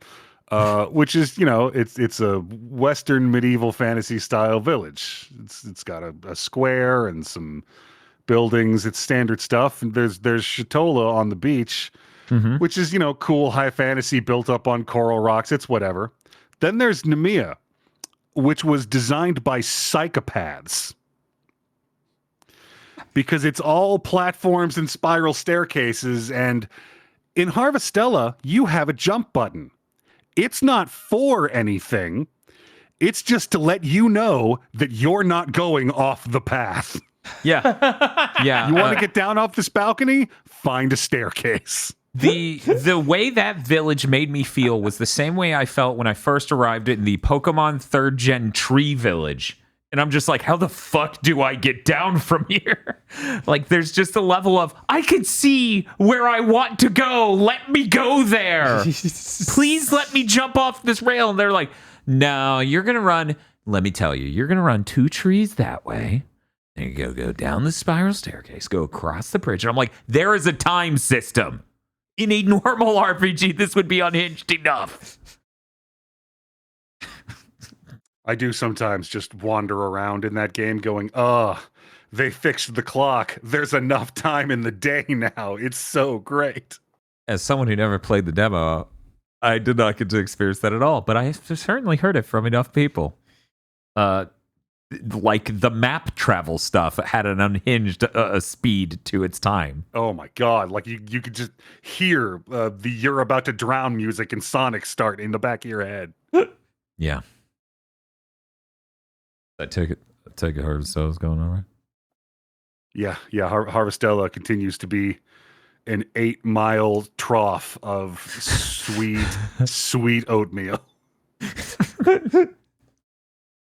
This is pretty good. I keep seeing like forum post reviews like this game is really simple and it's really bad and there's not much to do, and I'm like, I don't go away. What do you want? Leave me be. They just showed up on Agro's property and he's like, let me live my simple life. Please. But no, it's true. That game is exactly as deep as I want it to be.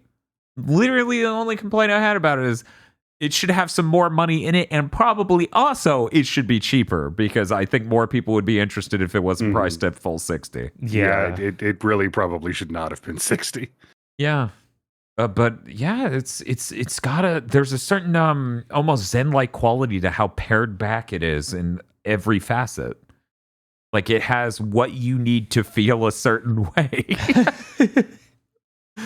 I guess is the way I would put it, yeah.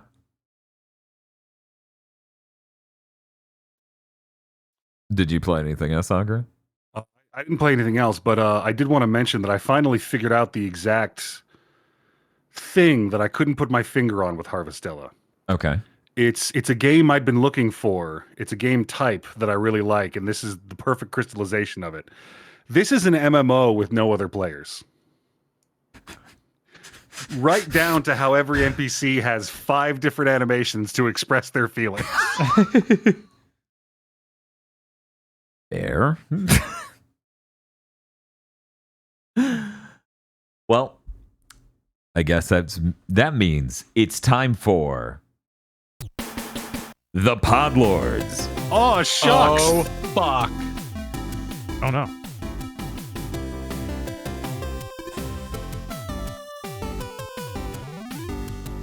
Sneeze, shuck, and fuck.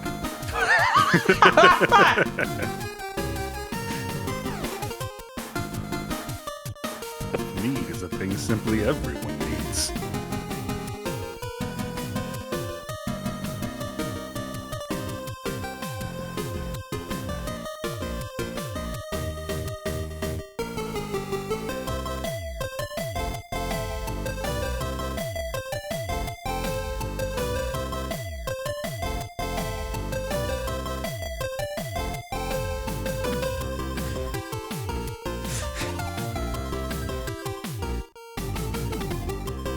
Oh, fudge.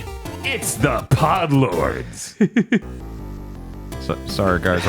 Our sponsor said we couldn't curse anymore. I'm surprised it wasn't a Xenoblade curse. I thought these were YouTube's new rules. It's the snuffing Podlords. Yes, that's right. It's the Podlords, such as E. Lee Broyles, Corey Brown, The Plan, Red Blaze 27, Suzu Shiro, Shiba Yagato, BN12, Rado, 101 Shades of Wonderful Remastered, WTF, Spider-Man, I have no joke, fuck this guy. what I've been hearing. Happy New Year's, BTD. Here's to another year of many new plans by Gene Caria. DFW 3K. Hey, did you know KOTOR is based on 3rd edition D&D? I just thought that was a neat fact. Yeah, things are going great over in the tabletop area. I think Paizo announced they're starting their own shit now to beat up on Wizards of the Coast. Paizo already had theirs. Kobold Press and MCDM both announced. They're starting their own open game license thing. Jesus. I cracked the code, guys. I figured out who won. Kristen, Kyle Bjork, Iron Aggro, Blig the Blue, Schlig the Spoo, Monster Hunter, Ryzen and Raiden, The Nectar of Life. You ever drink Calpico, Bob? No, because it's spent milk, so I can't. Oh, is that what that is? Yeah. I'd want to treat a sunburn with that based on visual impression. I know, right? Oh, I'm so deeply burned. Please hand me the Calpico. Cooper Tank. Me watching Ubisoft implode, wishing I had popcorn. The plan has deviated. 2 parts milk, 1 part Mountain Dew. Not great. Indigo Sykes. Drive Typecast. Victory is sweet. Congrats, 5 heads, on your first win. Oh my god, they got one. They got one. They planned ahead with their giant brains. They projected their strategy meetings onto her fucking head. Is that what the Sharpie writing is about? I see. I get it. Apple Gothic finally played Helltaker. Harder boss fights than most of Dark Souls 1. Evil Lucario is soon flying to Puerto Rico to visit a longtime friend and therefore has no bid, but is hyped as hell. A raccoon that is still shocked from that video Adult Swim posted. How many pictures of raccoons holding smartphones do you have? Puderuak. I'm just going to pronounce it as one word now. Puderuak. Pokemon Whack. Tekken Whack. Record Whack. Judas Whack. Play Hyper Demon. And kill a god. Come on, man. The Super Mim. Quickly, Koga to the Jinkaria. Saraline. Tomothy Fister loves mulching terror raid battles with his silly blue rabbit mouse that deals 1,000 plus damage. Bearded Joe. Pleochrome. Arc Seaside. Krunglespum. Noodle reporting in to announce that Dwarf Fortress is the most choice paralysis inducing game ever invented. Oh god. Year of the Rabbit just started and we are already winning. Toonami showed what kind of fan art? There it is. From behind an artist's paywall too. Somebody just threw it in. Yeah, the fucking name was so fake. They're like, yeah, that's me.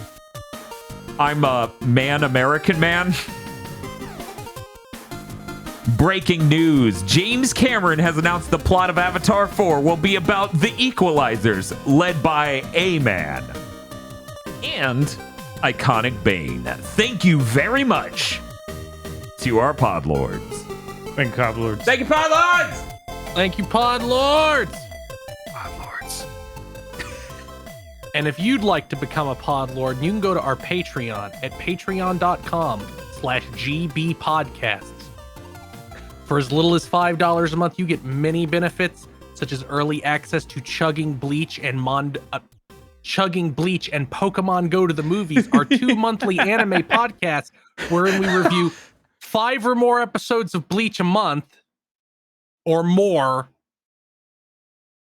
and a Pokemon movie every month until we're dead. Both of those shows will be continuing until we're all dead, just so you know. I don't want to die in 2 years. It's gonna be a hell of a lot longer than that for both of them. You also get cut content from other shows we do, when those shows do indeed have cut content. You also get a patron exclusive show one a month where you get to vote on what good or bad movie we have to watch and then talk about. And not only do you get that show and indeed the entire backlog of shows if you contribute for the first time and have never listened to any of those shows, you also get a commentary track for every horrible movie we've watched, which includes such things as The Golden Compass, Good Burger, which is actually a movie we liked, several Channel Awesome movies, and more. That's patreon.com/GB podcast. You also get the movie Isolation 119. You get a movie. It's the only place on the internet you can get Isolation 119. One of the most endearing movies ever made. That's not a joke. A spectacular movie about a man getting a tax write-off. And if you don't have any money, it always helps us immensely to spread the word. Rate us on Thursdays before Twitch removes that feature. Like this video on YouTube right now. Please. And leave us a review on your podcast app of choice. That's patreon.com/GB podcasts. I sat here and said, oh, wait, we don't have any weird Microsoft news this week. Everything's perfectly normal. I'm so excited to have a big thing. And then I swear to God, we hit the go live button. And then that exact vector of Microsoft news I don't want to talk about came out. Oh, no. This is what you would consider good news along that vector, though. Google and NVIDIA expressed concerns to the FTC about Microsoft's Activision deal. Oh, wow. That's it. What a simple bit of news. We can just move on. I think it's interesting because if you asked me who was going to get in, Google and NVIDIA? Yeah. That's weird. Well, I'm sure Google doesn't want Microsoft to become any bigger because then they can start fucking with them. Right, but the NVIDIA thing's what I don't get. Well, NVIDIA doesn't want Microsoft to own half the industry and then crash it. Like, there's obviously a competency gap that rational actors can just see. Yeah. Yeah, to be fair, yeah. I get it. This is also a perfect moment to just, speak up. And I'm also here and on the side of antitrust. You can not have to look into any of the shit I'm doing because I am clearly publicly with the FTC. Yeah, we're friends. Yeah, I've actually seen multiple companies do that before, and it never works. They've been like, but we hate that. We can't be doing that. We hate that. Let us buy ARM, you pricks. Yeah, companies are getting scared now because the tide really feels like it's turning against these tech companies. Mm-hmm. Not just in public view, which has been pretty fucking basement for a while, but like politicians are being like, yeah, fuck you guys. We're gonna break your kneecaps. Like, they fucked up bad enough that the Republicans and the Democrats hate them. Yeah, that's impressive. Yeah. One might call that a hat trick. Yeah, that's yeah. And like me and Chris and I have said a lot. It's a good feeling when you watch someone who is equally not your friend beat up your other person that is equally not your friend. So that way none of them royally fuck over anyone.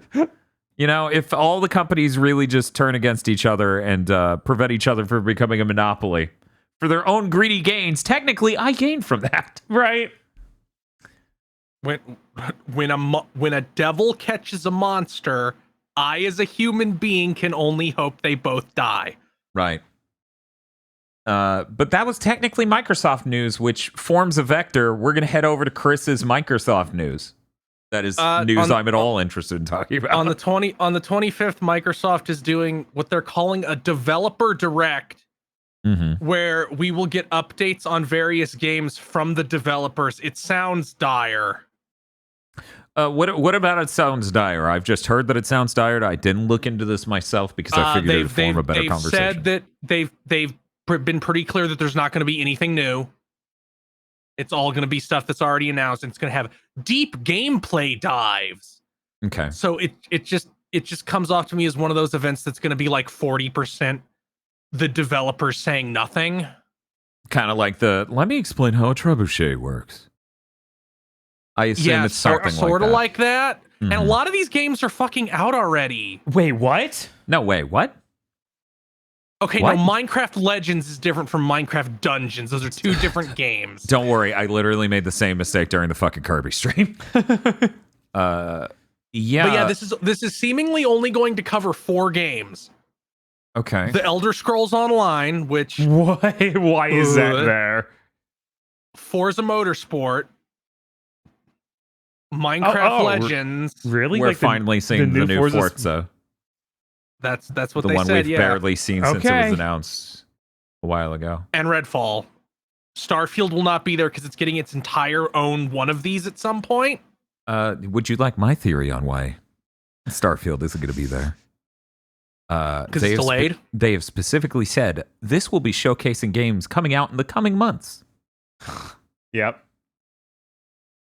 I'm excited to see Redfall look identical to that thing they showed a few months ago and said wasn't what the game was like. I mean that would continue to be their marketing team fucking Arcane. Mm-hmm. Oh god, that is the same guys, yeah. Mm-hmm. It feel you know I think it was literally last week. It might have been the big thing to mention right before the break, where we talked about the 7th gen marketing cycle. Yeah. Microsoft's trapped in it I mean, yeah, they because announced none all of their their shit games. is shipping. Yeah. Right, and they announced all their games via CG trailers way too early. Like, look at Hellblade 2. Yeah. They should have talked about that 3 years ago. So yeah, that's the 7th gen deal. Yeah. Uh-huh. You They lock followed yourself everything. in. Starting a couple years ago when they just started throwing conferences with nothing in it. Like they've got a PR team ready to go to war and no ammo. Yeah, and people acted like they didn't understand why I was that upset. And I'm like, I've lived through 7th gen. I don't need that again. And honestly, it's even worse now because during 7th gen, it wasn't like the games were dropping like flies and just spending absolutely forever in development. Mm-hmm. You know, Final Fantasy 13 eventually came out. Metal Gear Solid 4 eventually came out. But Perfect Dark's going nowhere fast. Fable is having troubles and going nowhere fast. Yeah, it seems like both of those games probably got rebooted because Yet they again- switched developers. Mhm. Yet again, I'm coming to you to say I forgot the name of the rare game. Everwild? I think that's right. Everwild. Yeah. Like, Why isn't as that far at this as we- event? because it's not Yeah, real. one No. It's the- Everwild and Avowed. Yes. Yeah, Valid might as well not exist. Like that was just another CG And that trailer. sucks because I want it to exist because Right. they Yeah, showed me a trailer. I do wonder if Avowed has just got canned because they bought Bethesda after that, and Avowed was obviously like Obsidian make a Skyrim. And it sucks that we have to worry about this whole time. Like if they never announced it, we wouldn't have to worry about it. But they announced all these projects way too early, so we entered the 7th gen marketing cycle. Talking specifically about the news today, though, I don't know. Like we stream a lot of events from platform holders. Yeah. This is only 4 games, and I'm only interested in half of them. I'm not sure that, you know, in that really heavy, Forspoken laden part of this month that I have time to stream, you know? Yeah, An event like that. I don't know. I'm not even sure how long this is. This might be some nightmarishly long thing that doesn't end and has nothing in terms of information I want to know. Yeah, I mean, Yeah. it might be like 2 hours long, and it's like, I'm going to spend half an hour learning about, Minecraft Legends. right, which I'm really not that interested in. But, you know, I am to clarify which 2 I'm interested in. Okay. Redfall, because I need to know if they lied or not, if that is in fact exactly what they showed off, how done it looks, and so I can figure out how soon I actually get to play that game that they said was coming out last year, 2 years ago, when they should have known better because they didn't have any gameplay to show, and I'm really tired of corporations lying to me about this shit. I hate 7th gen. If you want to piss me off, make me think you're 7th gen. Anyway. Well, also right after it, they're going into some extended Elder Scrolls Online Right. thing. And that's huge negative debuffs. But the other game is Forza. Right. Because Kris Sasaki is directing that. And I need to know what's the sauce. What did Kris bring to this project? I hope that if they're doing an event like this, they showcase the things around the races because that's how the structure is going to work. Yeah, it's like, a that's fucking super driving important, simulator. right? Showing me that you can drive and there's a time of day system doesn't do nearly as much as for me as you showing me the menu. And that's one of the things that makes Gran Turismo fire on a level the genre has not outside of it, is they have the menus system where it's a cafe menu that tells you what your goals are. And they have the guy who walks you through the history of these different car manufacturers. They have so much drip and it's such a smart structure. And I need to know what this new Forza is because they spent a really long time making it now and it doesn't have a number. So it better be good. It better be smart. I'm super interested, but I really don't want to be trapped streaming an event that is about the Elder Scrolls Online. Yeah, the most... Like, why would you ever even include that in a show like this? The other games are legitimately games that are not out yet. Yeah. And Elder Scrolls Online expansion is an expansion pack. Right. Like, it's going to be essentially that same old game. Right. With new areas. Right. Like, that's not the same as, like, this is a new game people haven't played yet. Yeah. It kind of feels like maybe they absorbed a lot of the marketing guys from ZeniMax. Mm-hmm. Well, that depends. Give it a few months. We'll see if Microsoft invented console gaming.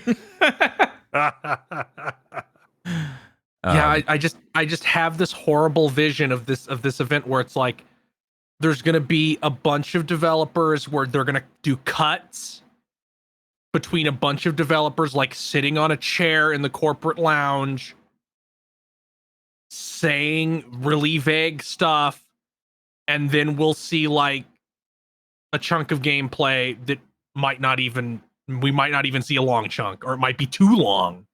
Yeah. Because I'm afraid with them saying developer direct that it could be really unfocused. Mm-hmm. Yeah.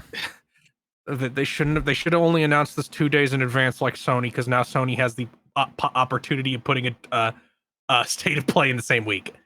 That is something was a trailer for a game you'd never heard about before. Yeah, Sony has a lot of those. That is an instant and is hilarious. Hey guys, we're here to announce our Ghost of Tsushima 2 direct. And people are like, oh shit. We're here to announce, some game was leaking. Did you hear? Yeah, like there was leaked footage of a People Can Fly game they're making with Sony? Right, yeah. What the yeah, I don't know. My brain's broken though, so all I can be like is People Can Fly. Shouldn't Microsoft be? They've let every single connection go. God damn it. For people who don't know, Gears of War Judgment, People Can Fly, Microsoft. There should have been. Microsoft should have friends. Anyways, moving on. Kris, what other news do you... Oh, right. Of course. Yeah, so last week I said Ubisoft was doomed. I didn't expect that to come true quite so quickly. Right, it instantly manifested. Yeah. I guess that's what happens when my prediction is based on looking at currently available information and coming to a conclusion. Right. Gravity will continue to function. How the fuck... How did Kris call that? Ubisoft had an investors meeting this week. Skull and Bones is delayed again to we don't know when. They said they're sending in a strike team to finish that game, which is defined as a bunch of employees from Ubisoft's headquarters who are going to finish this game. Except they didn't say finish. They're like, no, it's done. It's done. We promise it's done. They're just polishing it. It's done. We're not shipping it, even though we're under legal obligation to ship it because it's not good enough. Something we've literally never cared about once in the past decade. So yeah, I assume Sony just went, no, you're not shipping this. Look at it. This isn't a game. That's coming from us talking about you. We've let you ship some stuff. I forget, was that a runner-up or one of the top 3 most likely to be delayed games are? It was voted upon. It was in the running for a bit. I don't even know if it made top 3. Okay. I pushed for it hard because I saw this exact shit coming. Yes, you did, and we didn't listen. We were foolish. We were so foolish. Not only did that investors meeting say this, it's like it was them going, we've canceled 3 major unannounced projects. This is insane. Not only that, Just Dance 2023 and that new Mario Rabbids games both flopped. Just Dance flopped? No wonder they sound like it's the apocalypse over there at Ubisoft. They Is this say the first time underperformed ever? expectations, but yeah.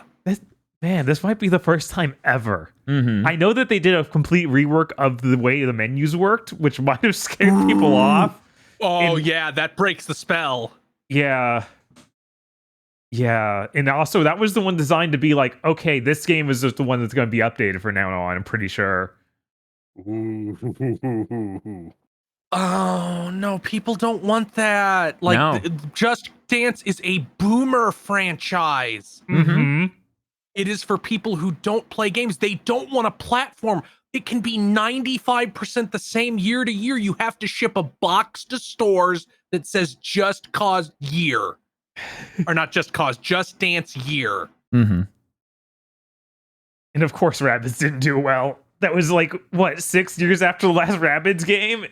5 5 and years? a half, yeah.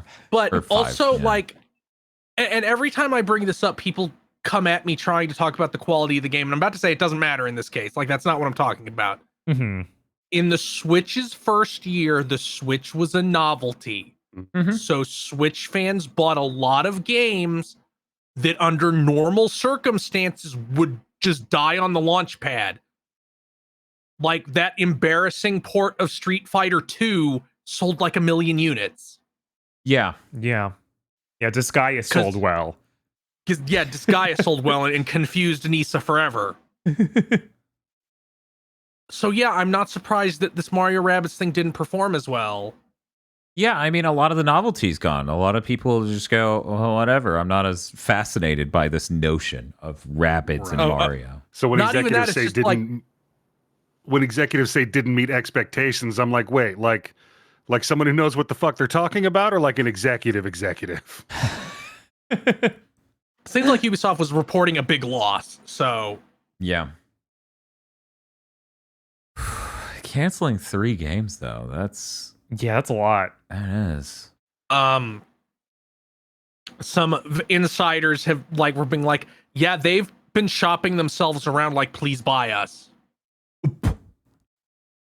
I missed that. Well, this is kind of old because the Guillermo, is that how you fucking say it? yeah, Eve Guillermo. None of his kids want to take over the company. Mm-hmm. So it's like, well, I'm gonna die someday. I guess we should work on selling it. I'm gonna die someday, and I better not be dealing with the latest fucking fire at fucking Ubisoft when I do. Here's some relevant numbers that might help illuminate why Ubisoft is in trouble, and also will never get anybody to buy them ever. Xbox Game Studios, including ZeniMax, has around 4,000 employees. Okay. Okay. Sony has around 9,000 employees. That is so much smaller than I expected. Activision, also around 9,000 employees. EA, 12,500 employees. Ubisoft, 21,000. Yeah. How? Every time they ship a game, they credit 12 to 1,400 people. Wow. Yeah. Wow. That's They why I have- started cracking up at the beginning of this, because I'm like, yeah, their employee numbers are off the fucking chart. They have studios on every continent, in every time zone, in almost every country. That all have to have legal departments supporting them to make sure they don't fuck up in every one of those countries.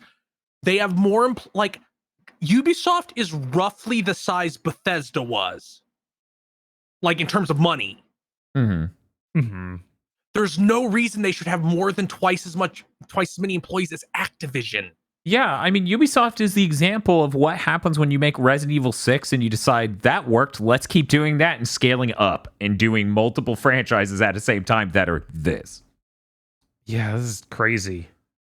So nobody's ever going to buy them. That's so fucking Yeah, funny. they would have to Voltron. And I mean, like vehicle Voltron before anybody was going to touch any of that. Because I mean, like you said, they've got studios all over the world, and no American or Japanese company is going to want to buy that many employees. They're going to have to treat decently. Yeah. And not only that, it's just like it adds so much like infrastructure problems, which is guess what? Probably the reason they can't fucking ship anything. Right, because they're wholly dependent on at least 6 studios on making a game, and it's like, well, this is why your games come out like this. This is why they're this expensive. This is why they take so long. It's truly nuts. Like, I have no idea how you even cut up Ubisoft other than all the other studios are closed. Who wants to buy Montreal? Yeah, that's like it. Jesus. Because Montreal, as I understand it, and I'm totally open to being wrong on this, is the crown jewel. That's the only studio you would want. Yeah, like I feel like you might be right, but I'm worried. Like, okay, for example, what was the sequel to Steep, right? You remember they made the sequel... Like, Slope. That would have been really good. They were like, no, it's fucking snow again, assholes. And it's called Slope, and you love it. Writers Republic. There we go. Thank you. That's one of the benefits of having a chat. Anyways, a live studio audience. Man, could you imagine if actual TV worked like this? They have the live studio audience, and they're like, shit, me and my guests can't remember the name of that movie. Audience, please. And then they just go into the audience. Anyways, Writers Republic has a shitload of studios working on it. It's like, you're Writers Republic. You're not Assassin's you're not going to Creed. sell anything. Right. Right. There's no world in which you're selling 14 million copies. Yeah, and every single game has to be worked on by literally every part of the world. Like Yeah. before the gap between Odyssey and Valhalla, was there even a gap between Odyssey and Valhalla? I guess there must have been. Let's see, 2013 was Black Flag. Then we got Unity. And then they switched to Origins. They switched to the Witcher shit. Isn't there one between? I feel like there's one more. Syndicate. Yes. There we Yes. go. Yeah. And so 2022 was Valhalla. So they made 5 between. They made those. So they started having to put years between them because even 2020 2020 was Valhalla because that was a 2020 Series was X. Valhalla. You said 2020. It was the new console. Okay. So my point is just like even with a studio working every second of every day somewhere in the world on these games, they can't get them out every year anymore. Yeah. That should have been the sign that it was time to have bigger gaps between these games. And it feels like COVID really took a Tommy gun to Ubisoft. I feel like they've had even more problems since that because you just see... You mean a company with 21,000 employees in every country is more hit by a global event? Yeah, weird, right? It's weird how a company that hasn't leveraged technology in order to make game development easier and outsource more smartly has in fact been absolutely crippled by this pandemic. Yeah, you'd think that a company like this that is so much all over the world, they would have already been adapting to work from home situations and over the internet. But the problem is, like, but that each clearly one of wasn't those happening. studios is 1,200 people. Each one of them is at least 800. Yeah, they're not actually. They're not Insomniac here. Yeah, they weren't at any point learning to work with each other. They were just trying to bolt these things that each studio is doing together. Right. And that's not the same. And once you have that many employees, you get like factionalism. You get the left hand not communicating to the right hand. Yeah. Like I doubt there's anybody at Ubisoft who knows what's going on across the whole company. Right. That no seems way. impossible.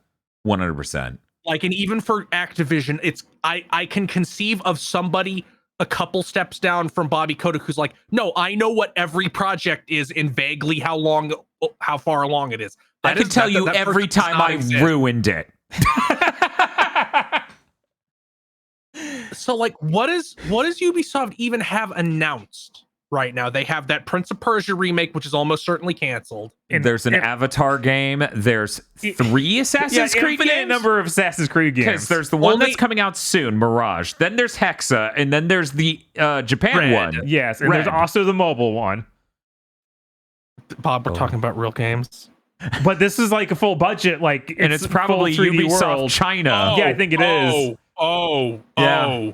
Oh, they're in some real fucking trouble. Yeah, this is Like, So, and then there's Beyond Good and Evil 2, which is almost certainly canceled. it's And then really, there's it's and then really there's- good because like when you look at it, most of the time in the game industry, when a company's dying and having problems, they do the EA, they do the Microsoft. Guys, we just can't ship games. We can't finish them. We keep hitting. It's just not. You don't normally get fucking the Wicker Man over here, Ubisoft, as they scream about the bees instead of like anything not coming out of them. You get barely anything near the end and a lot of screaming and people on fire. Oh, man. I mean, Ubisoft has a lot of games that just have no prayer. Like, it feels like they announced a lot of those. Like, you know, as chat's bringing up, Beyond Good and Evil 2 and Wild. God, Wild isn't out.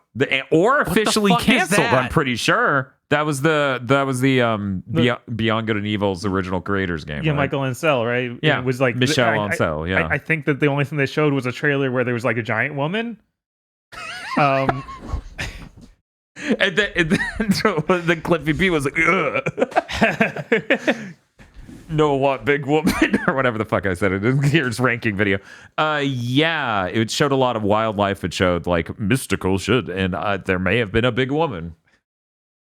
I don't know. So Rob deleted it. Yeah. But there are a lot of projects like that where it's like, is Beyond Good and Evil and that ever coming out? No. and there was reports that like that Avatar game is now in trouble too.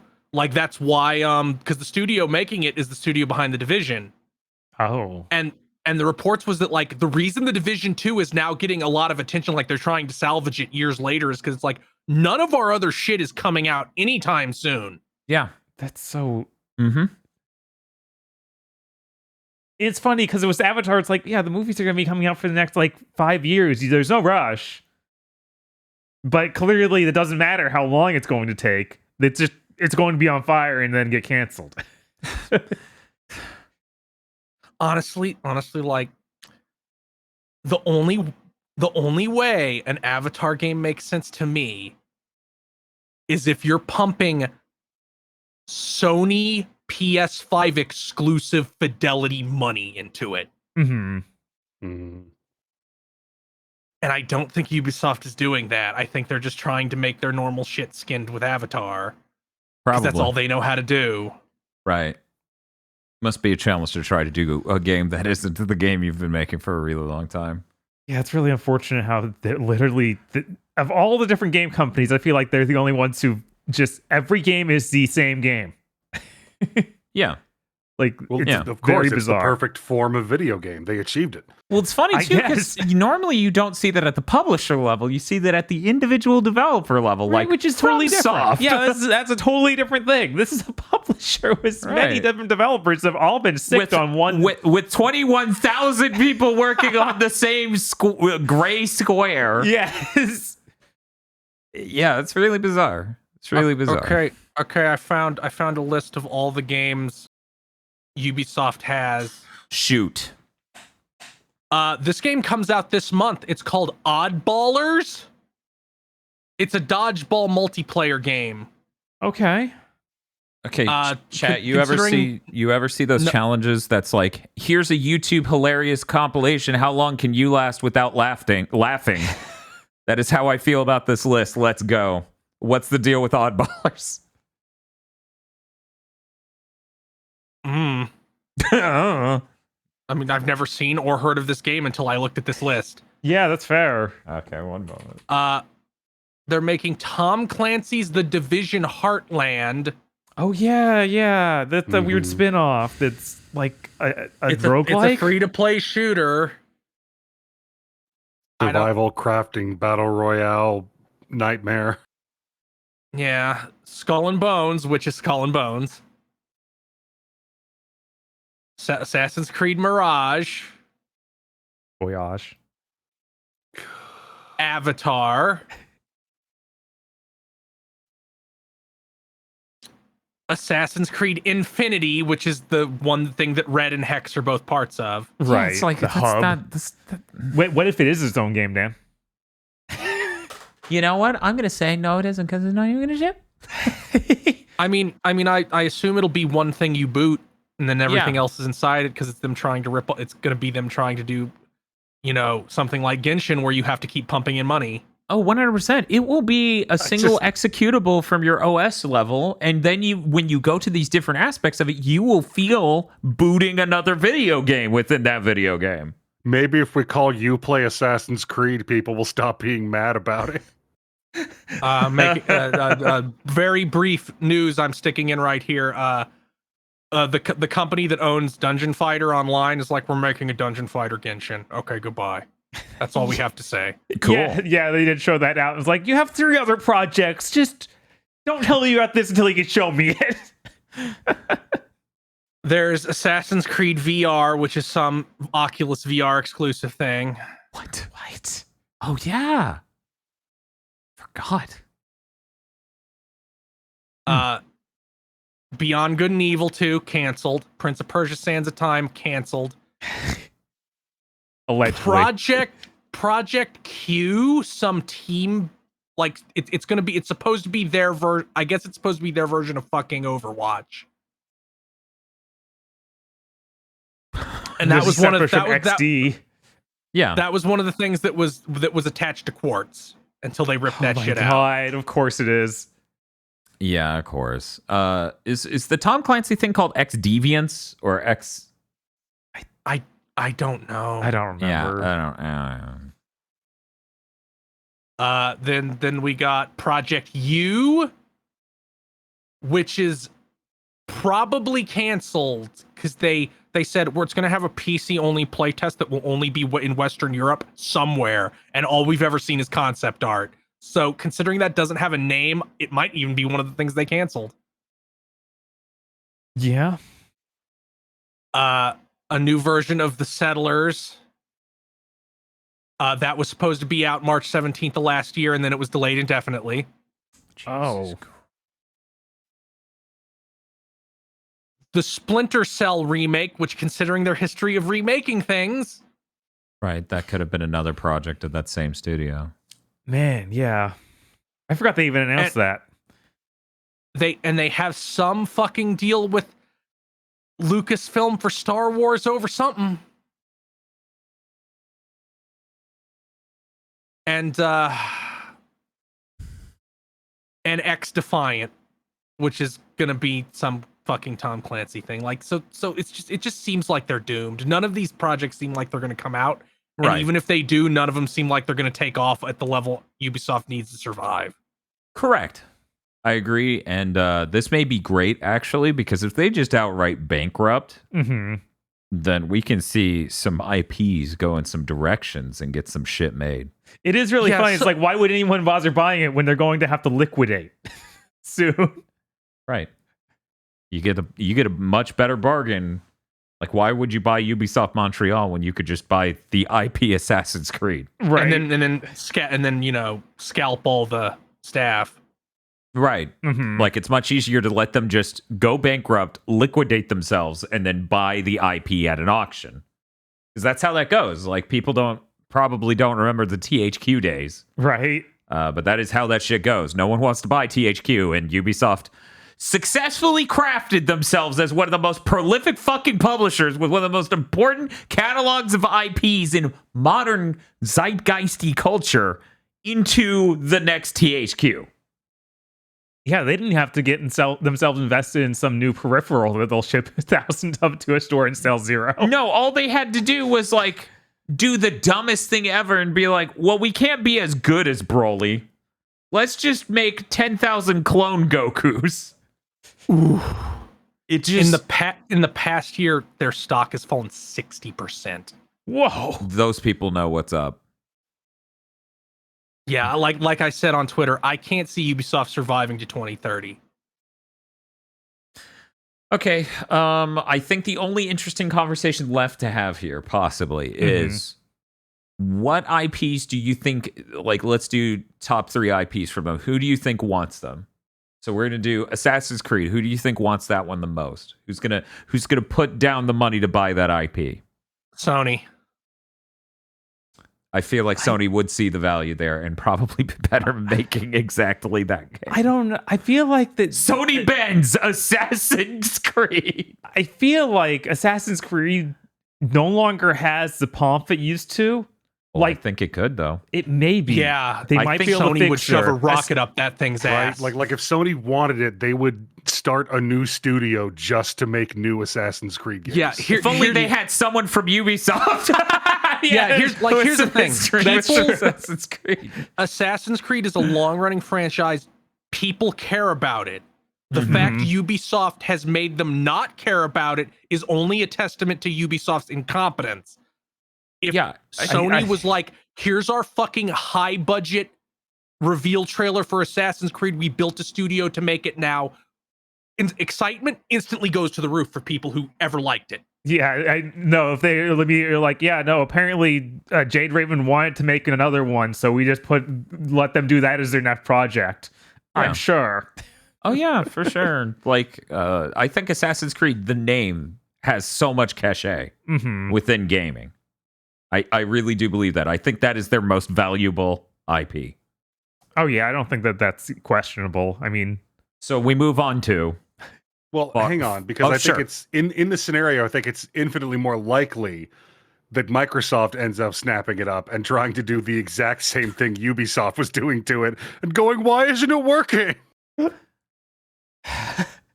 I want to see Microsoft throw 1,400 people at Unreal Engine 5 and say, make an Assassin's Creed. Jesus. Do it. That's like the idea of Microsoft actually buying an IP to then use is so hard for me to feel like would happen. It's like watching your trash can walk around your house, picking stuff up and putting it inside. It's weird because it's like buying an IP is a lot like buying milking machinery. And Microsoft, at the point they're at, they don't want milking machinery. They don't want cows. They want the whole farm already running. Yes. They want to buy that. But Assassin's Creed is such a huge franchise, I could see that breaking through and be like, no, we have to own that. Well, that's true. It is really important. We can start another studio with a bad name related. We can start the Templars, our new studio to make Assassin's Creed. With these 2,000 contractors. Oh, yeah, that's what's going to happen. And they're constantly cycling out art director. But that's okay, because at this point, I swear to God, at this point, they would just go straight to Unreal Engine 5. They would just not even, like, they would be able to contract people to make stuff. Would it be cost effective? Hell no. Of course not. But when has Microsoft ever given a shit about that? They're doing Game Pass, which is the opposite of cost effective in every single way. Right. Far Cry is interesting, because here's what I see, right? EA's like, oh man, if we own Far Cry, we have a lot of first-person studios. We could make a Far Cry. So they buy it, and then everyone that's left at DICE kills themselves to escape. Yeah. Far Cry. Hear gunfire in the background. It sounds like a firing range, right? Like they took out a prisoner to just shoot them, but it's not one person. If you put a gun to my head and was like, who will end up with these franchises, I would say Sony would take Assassin's Creed and Microsoft would get Far Cry and be like, that's good enough. If they would buy an IP instead of just needing to buy Ubisoft, which, holy God, could you imagine? I do think they would think Far Cry is good enough, right? I think Far Cry is beneath Sony. I do. Yeah, I think Sony believes that too. I feel like Far Cry has no series identity at all. As evidenced by the fact that like they completely changed the aesthetic and the plot and everything about it in every new game. Yeah, I mean, it was just sort of an Ubisoft game. That was its thing, and Sony has too many things in direct competition of trying to do that genre better that picking it up wouldn't make any sense. Right. Exactly.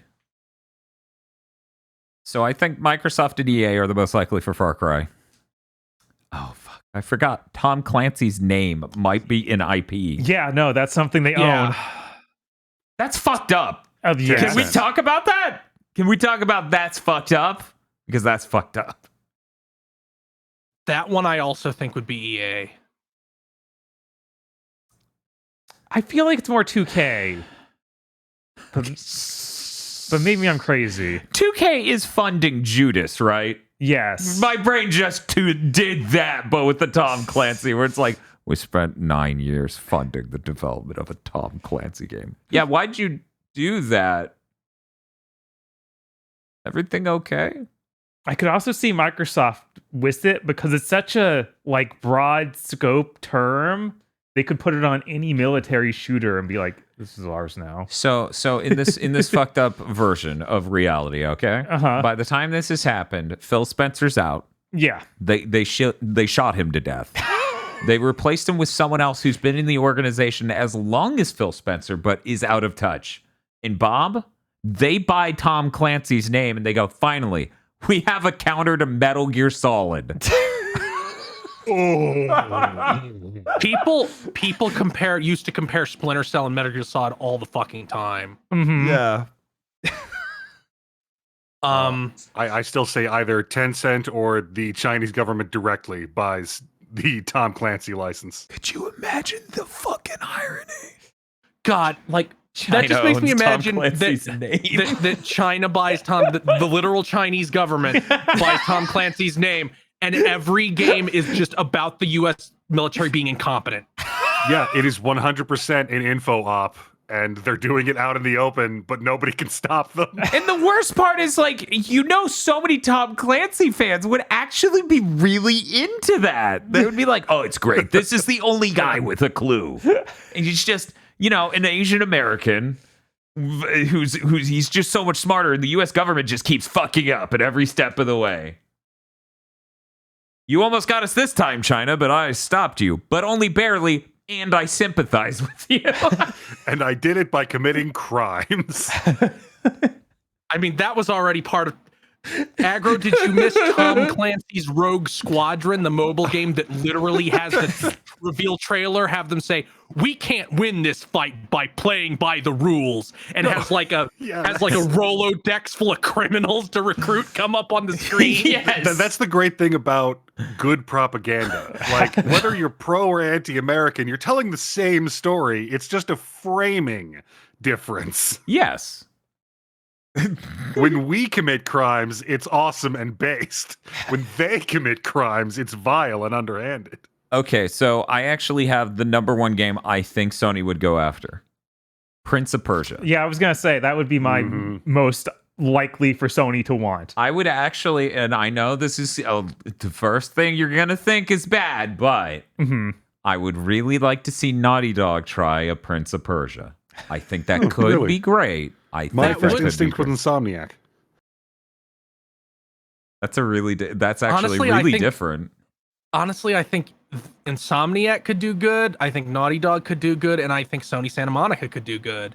I mean, you take Insomniac. Prince of Persia like one Insomniac. step more ridiculous and just do God of War. Insomniac's basically the square hole. It's Sony. It's like we take that, we put it in the square hole. That would be, where that game would be great. They currently are unstoppable super beasts. So. Right. Maybe Sony Santa Monica is a really good fit for that. I don't want it to become an action RPG with an open world twist, but maybe Sony Santa Monica really could make that work. But yeah, that would be interesting. I think there's a lot of value in Prince of Persia as an IP, more than Far Cry. Yeah, no, it's one of those IPs that reaches all the way back to the start of gaming almost, which is great. And its core identity is a broadly appealing thing, whereas I think Far Cry is broadly appealing to Americans. Is Far Cry broadly... I feel like Far Cry is broadly appealing in the way a Golden Corral is. Yes. Yeah. Yeah, to Americans. Yeah. Did anyone else want to get anything out before we move on? Embracer takes Rayman. Oh, they totally would. Absolutely. Absolutely. Somewhere in the shuffle, it turns out there was a legal catch-22, and no one is ever allowed to make a Rabbids game again. I feel like Embracer would release whatever is currently operating and executable as far as Beyond Good and Evil 2 goes. Is this See, their next Biomutant? Yes, it's their next Biomutant / Darksiders 3. See, I think that Embracer would do an Unreal Engine 4 remake of Beyond Good and Evil 1.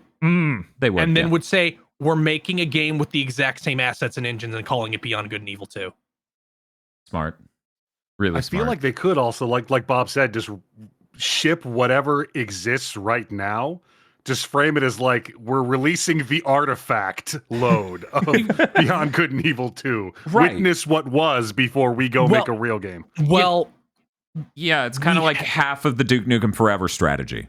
Yeah. yeah, we haven't talked about the 45 Duke Nukem leaks that have happened in the past month. No, Yeah. we It's haven't. like Weirdly enough, we didn't bring it up once. Every single version of that game that has ever existed at any point in time has been leaked, which is real.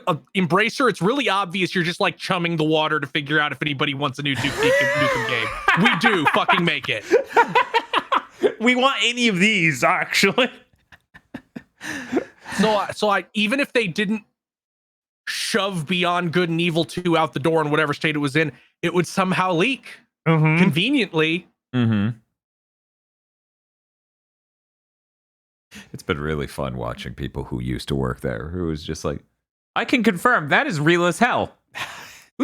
They sure keep leaking that shit. Huh. Anyways, let's move on news. Hey, Bob. Hey. You got a news? Yeah, I got some news. Okay, do a news. King of Fighters 15 had their DLC announcements, so they showed off some actual gameplay for Shingo. We got to see him in action. Did he kick? He did kick.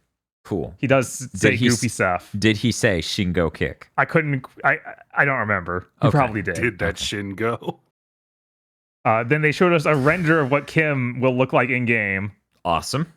Yeah. Kim So Kafwan is really cool. yeah, we only see the upper half, so we don't know if his pants are intact. We don't know. They better be intact. Not like one of the worst parts of the way 15 looks in 14 Yeah. is there's no animation on clothing, basically. Yeah. So Which is weird because original Sprite Art King of Fighters is really all about the fluidity of stuff like that. So when they show his pants not move, it's going to look sad. Yeah. And they also said the next DLC character is Sylvia Paula, who is a character that had in 14, and she's very what's that? Kaipura or something? The kawaii mascot or whatever of Japan. What? She was like a weird idol that was around for a little while.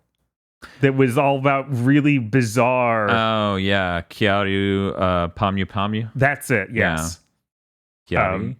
This character is obviously directly inspired by her. She has like weird giant eyes on her head and all sorts of stuff. And I believe she had electric powers. But yeah, I thought she was one of the better additions in 14. So it's cool to see her coming back in summer. Mm-hmm. And they showed that Najd, who is another character from 14, is coming back. I don't even remember her. She just looks like, to me, a character from a new Ys game. Like, that's how kind of bad she looks. All right. Cool.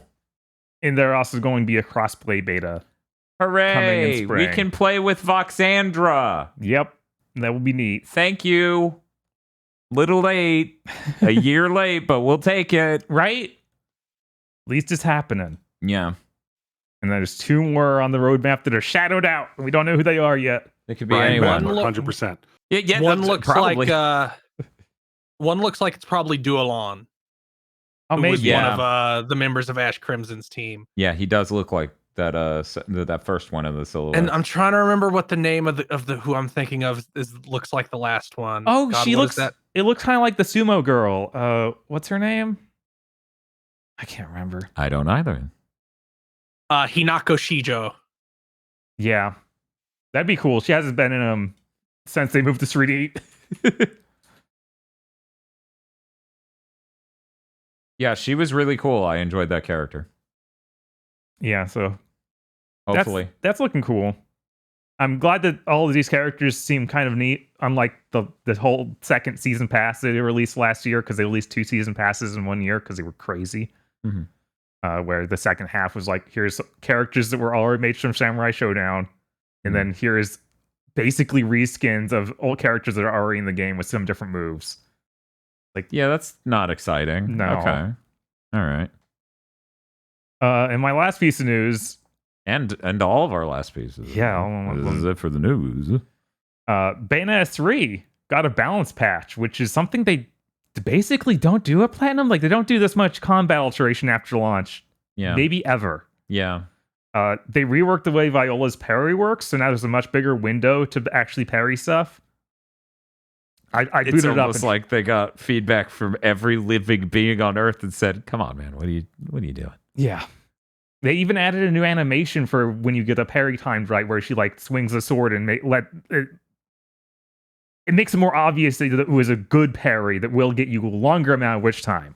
Oh, Yeah. cool. I was like, okay, why? How did? Okay. They also made it so charge attacks you can dodge while doing them, and you hold the charge level, which is something you had in other Bayonetta games. I even believe we brought this up Yes, in the review. you brought that up in the review. And a lot of people have brought it up on the GigaBoots fan Discord. Link in the description. So that's cool that that's now back.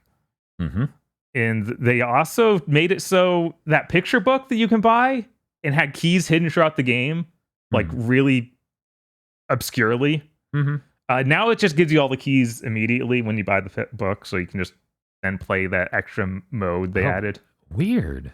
Yeah, I guess it kind of works because that was obviously a demo for the game they're releasing in a few months. Right. I wish that they just made the keys easier to find, like gave you on map hints of like where to go, because I think the part of it being in the game like it was really neat to find those. And Yeah, I think I found 0.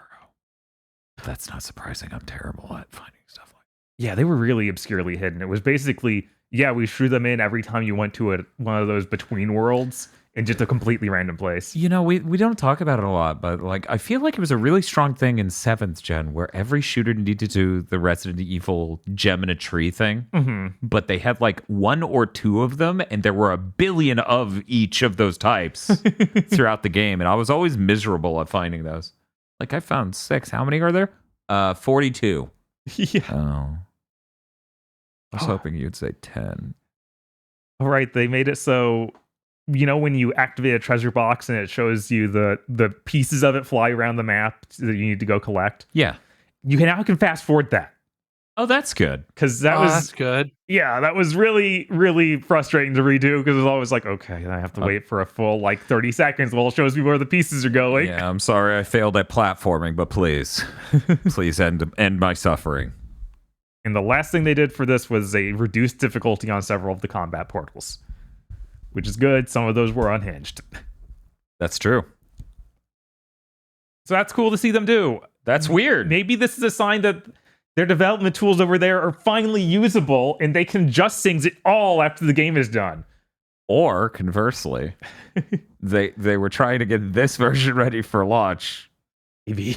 I don't know. Part of this makes me wonder, like, maybe there's something about the way Nintendo wanted that game kept. Like, they couldn't do more testing. Maybe. Because you know how Nintendo is. They want to announce a game 3 months before it comes out because they get off on that. Here's a new Fire Emblem. Fuck you. Man, Fire Emblem's coming out really soon, isn't it? It is. Like next in week. 1 week. God damn. How am I supposed to find time for Fire Emblem Engage and Forspoken?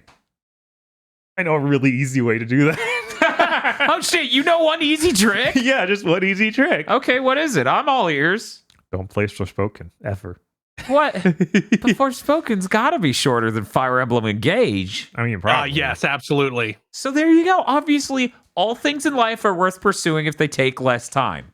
I still have a hunch that Forspoken is not going to be very long. I also agree. If that game is 40 hours long, I will be shocked. I will be shook to my core. That game is going to be 26 hours. That is my guess. Yeah, I bet That's my guess for if you scrape the map. Right. Like I bet that just if you mainline the game, it's probably 10 to 15 hours. That'd be my guess. Wow. Yeah. Just playing the demo, because that's clearly just made out of a bunch of the side missions. So, like, depending on how they structure this, none of these feel like they would be required. Oh wow. See, I think it's somewhere in between. Like my wild guess based on having not played the demo, because I prefer the opposite approach to Venom.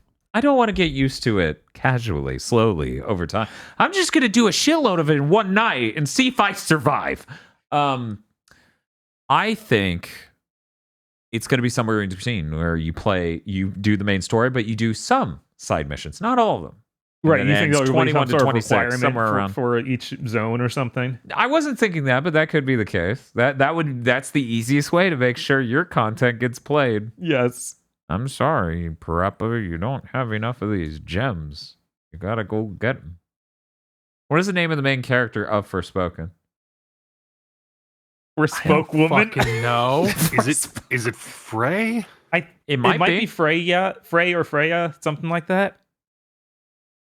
I'm afraid no one really It's knows. Frey, yes. Okay. Ah, All right, you did it, Aggro. Good job. Forspoken's highest champion right here. Yes! The strongest warrior for Forspoken.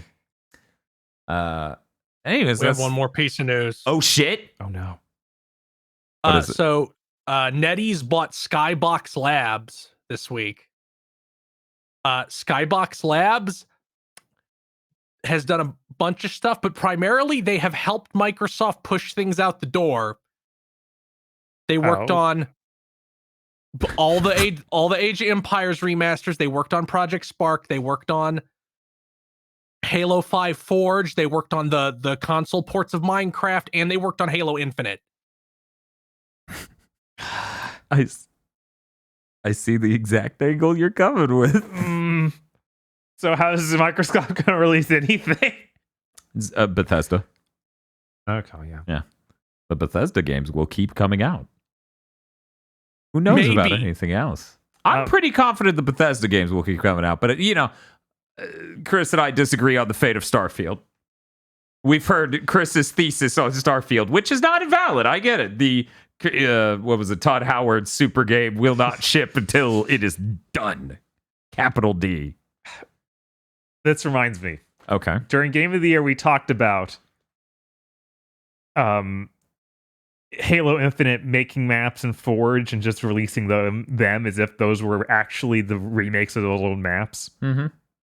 In comments, someone said they'd already done that. Yeah, I saw that comment too, and I was horrified, and I didn't want to look it up because, guys, I don't come out here wanting to be sad about Microsoft. That's not what my identity in gaming is.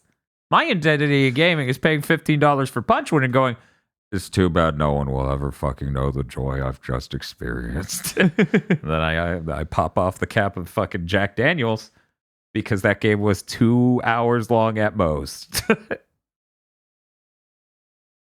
I was expecting 6 hours longer game. I guess I'll drink for 6 hours. I earned it. I earned this. Yeah, I saw that comment too. That's horrifying, and I refuse to verify that. I refuse. Anyway, spent a lot of time recently wishing Halo Infinite had more and exciting levels in multiplayer for me to go back and try. Because that was literally from day one. I played it and went, this seems really cool. They need more levels. They made a couple more, as I understand, which may or may not be made. Anyway, that's it for news. Hey, Bob. 14.5-hour stream tomorrow of Folklore. Please tune in. This game is gorgeous. It's like a Pokemon action RPG. It's gonna be good. Yeah, get him hyped up to then be incredibly disappointed. This is the iconic game where the trailer went, a murder in the village of the dead. How ironic. And it comes out of Otacon who goes Super Saiyan. That is a video game you'll want to see. Or a hellscape we're going to fall into. I don't know which. I would like to think this is going to be a fantastic stream. Aside from that, I don't know. Goaty will continue. Hey, Kris.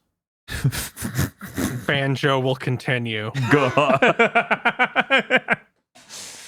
Aggro, what do you got going on in the next week? Aim for the heavens. See, it's way less creepy than the fairy saying bye to me on the farm. Anyway, that's going to do it for this episode of Big Thing to Mention. Thank you, everyone, for hanging out.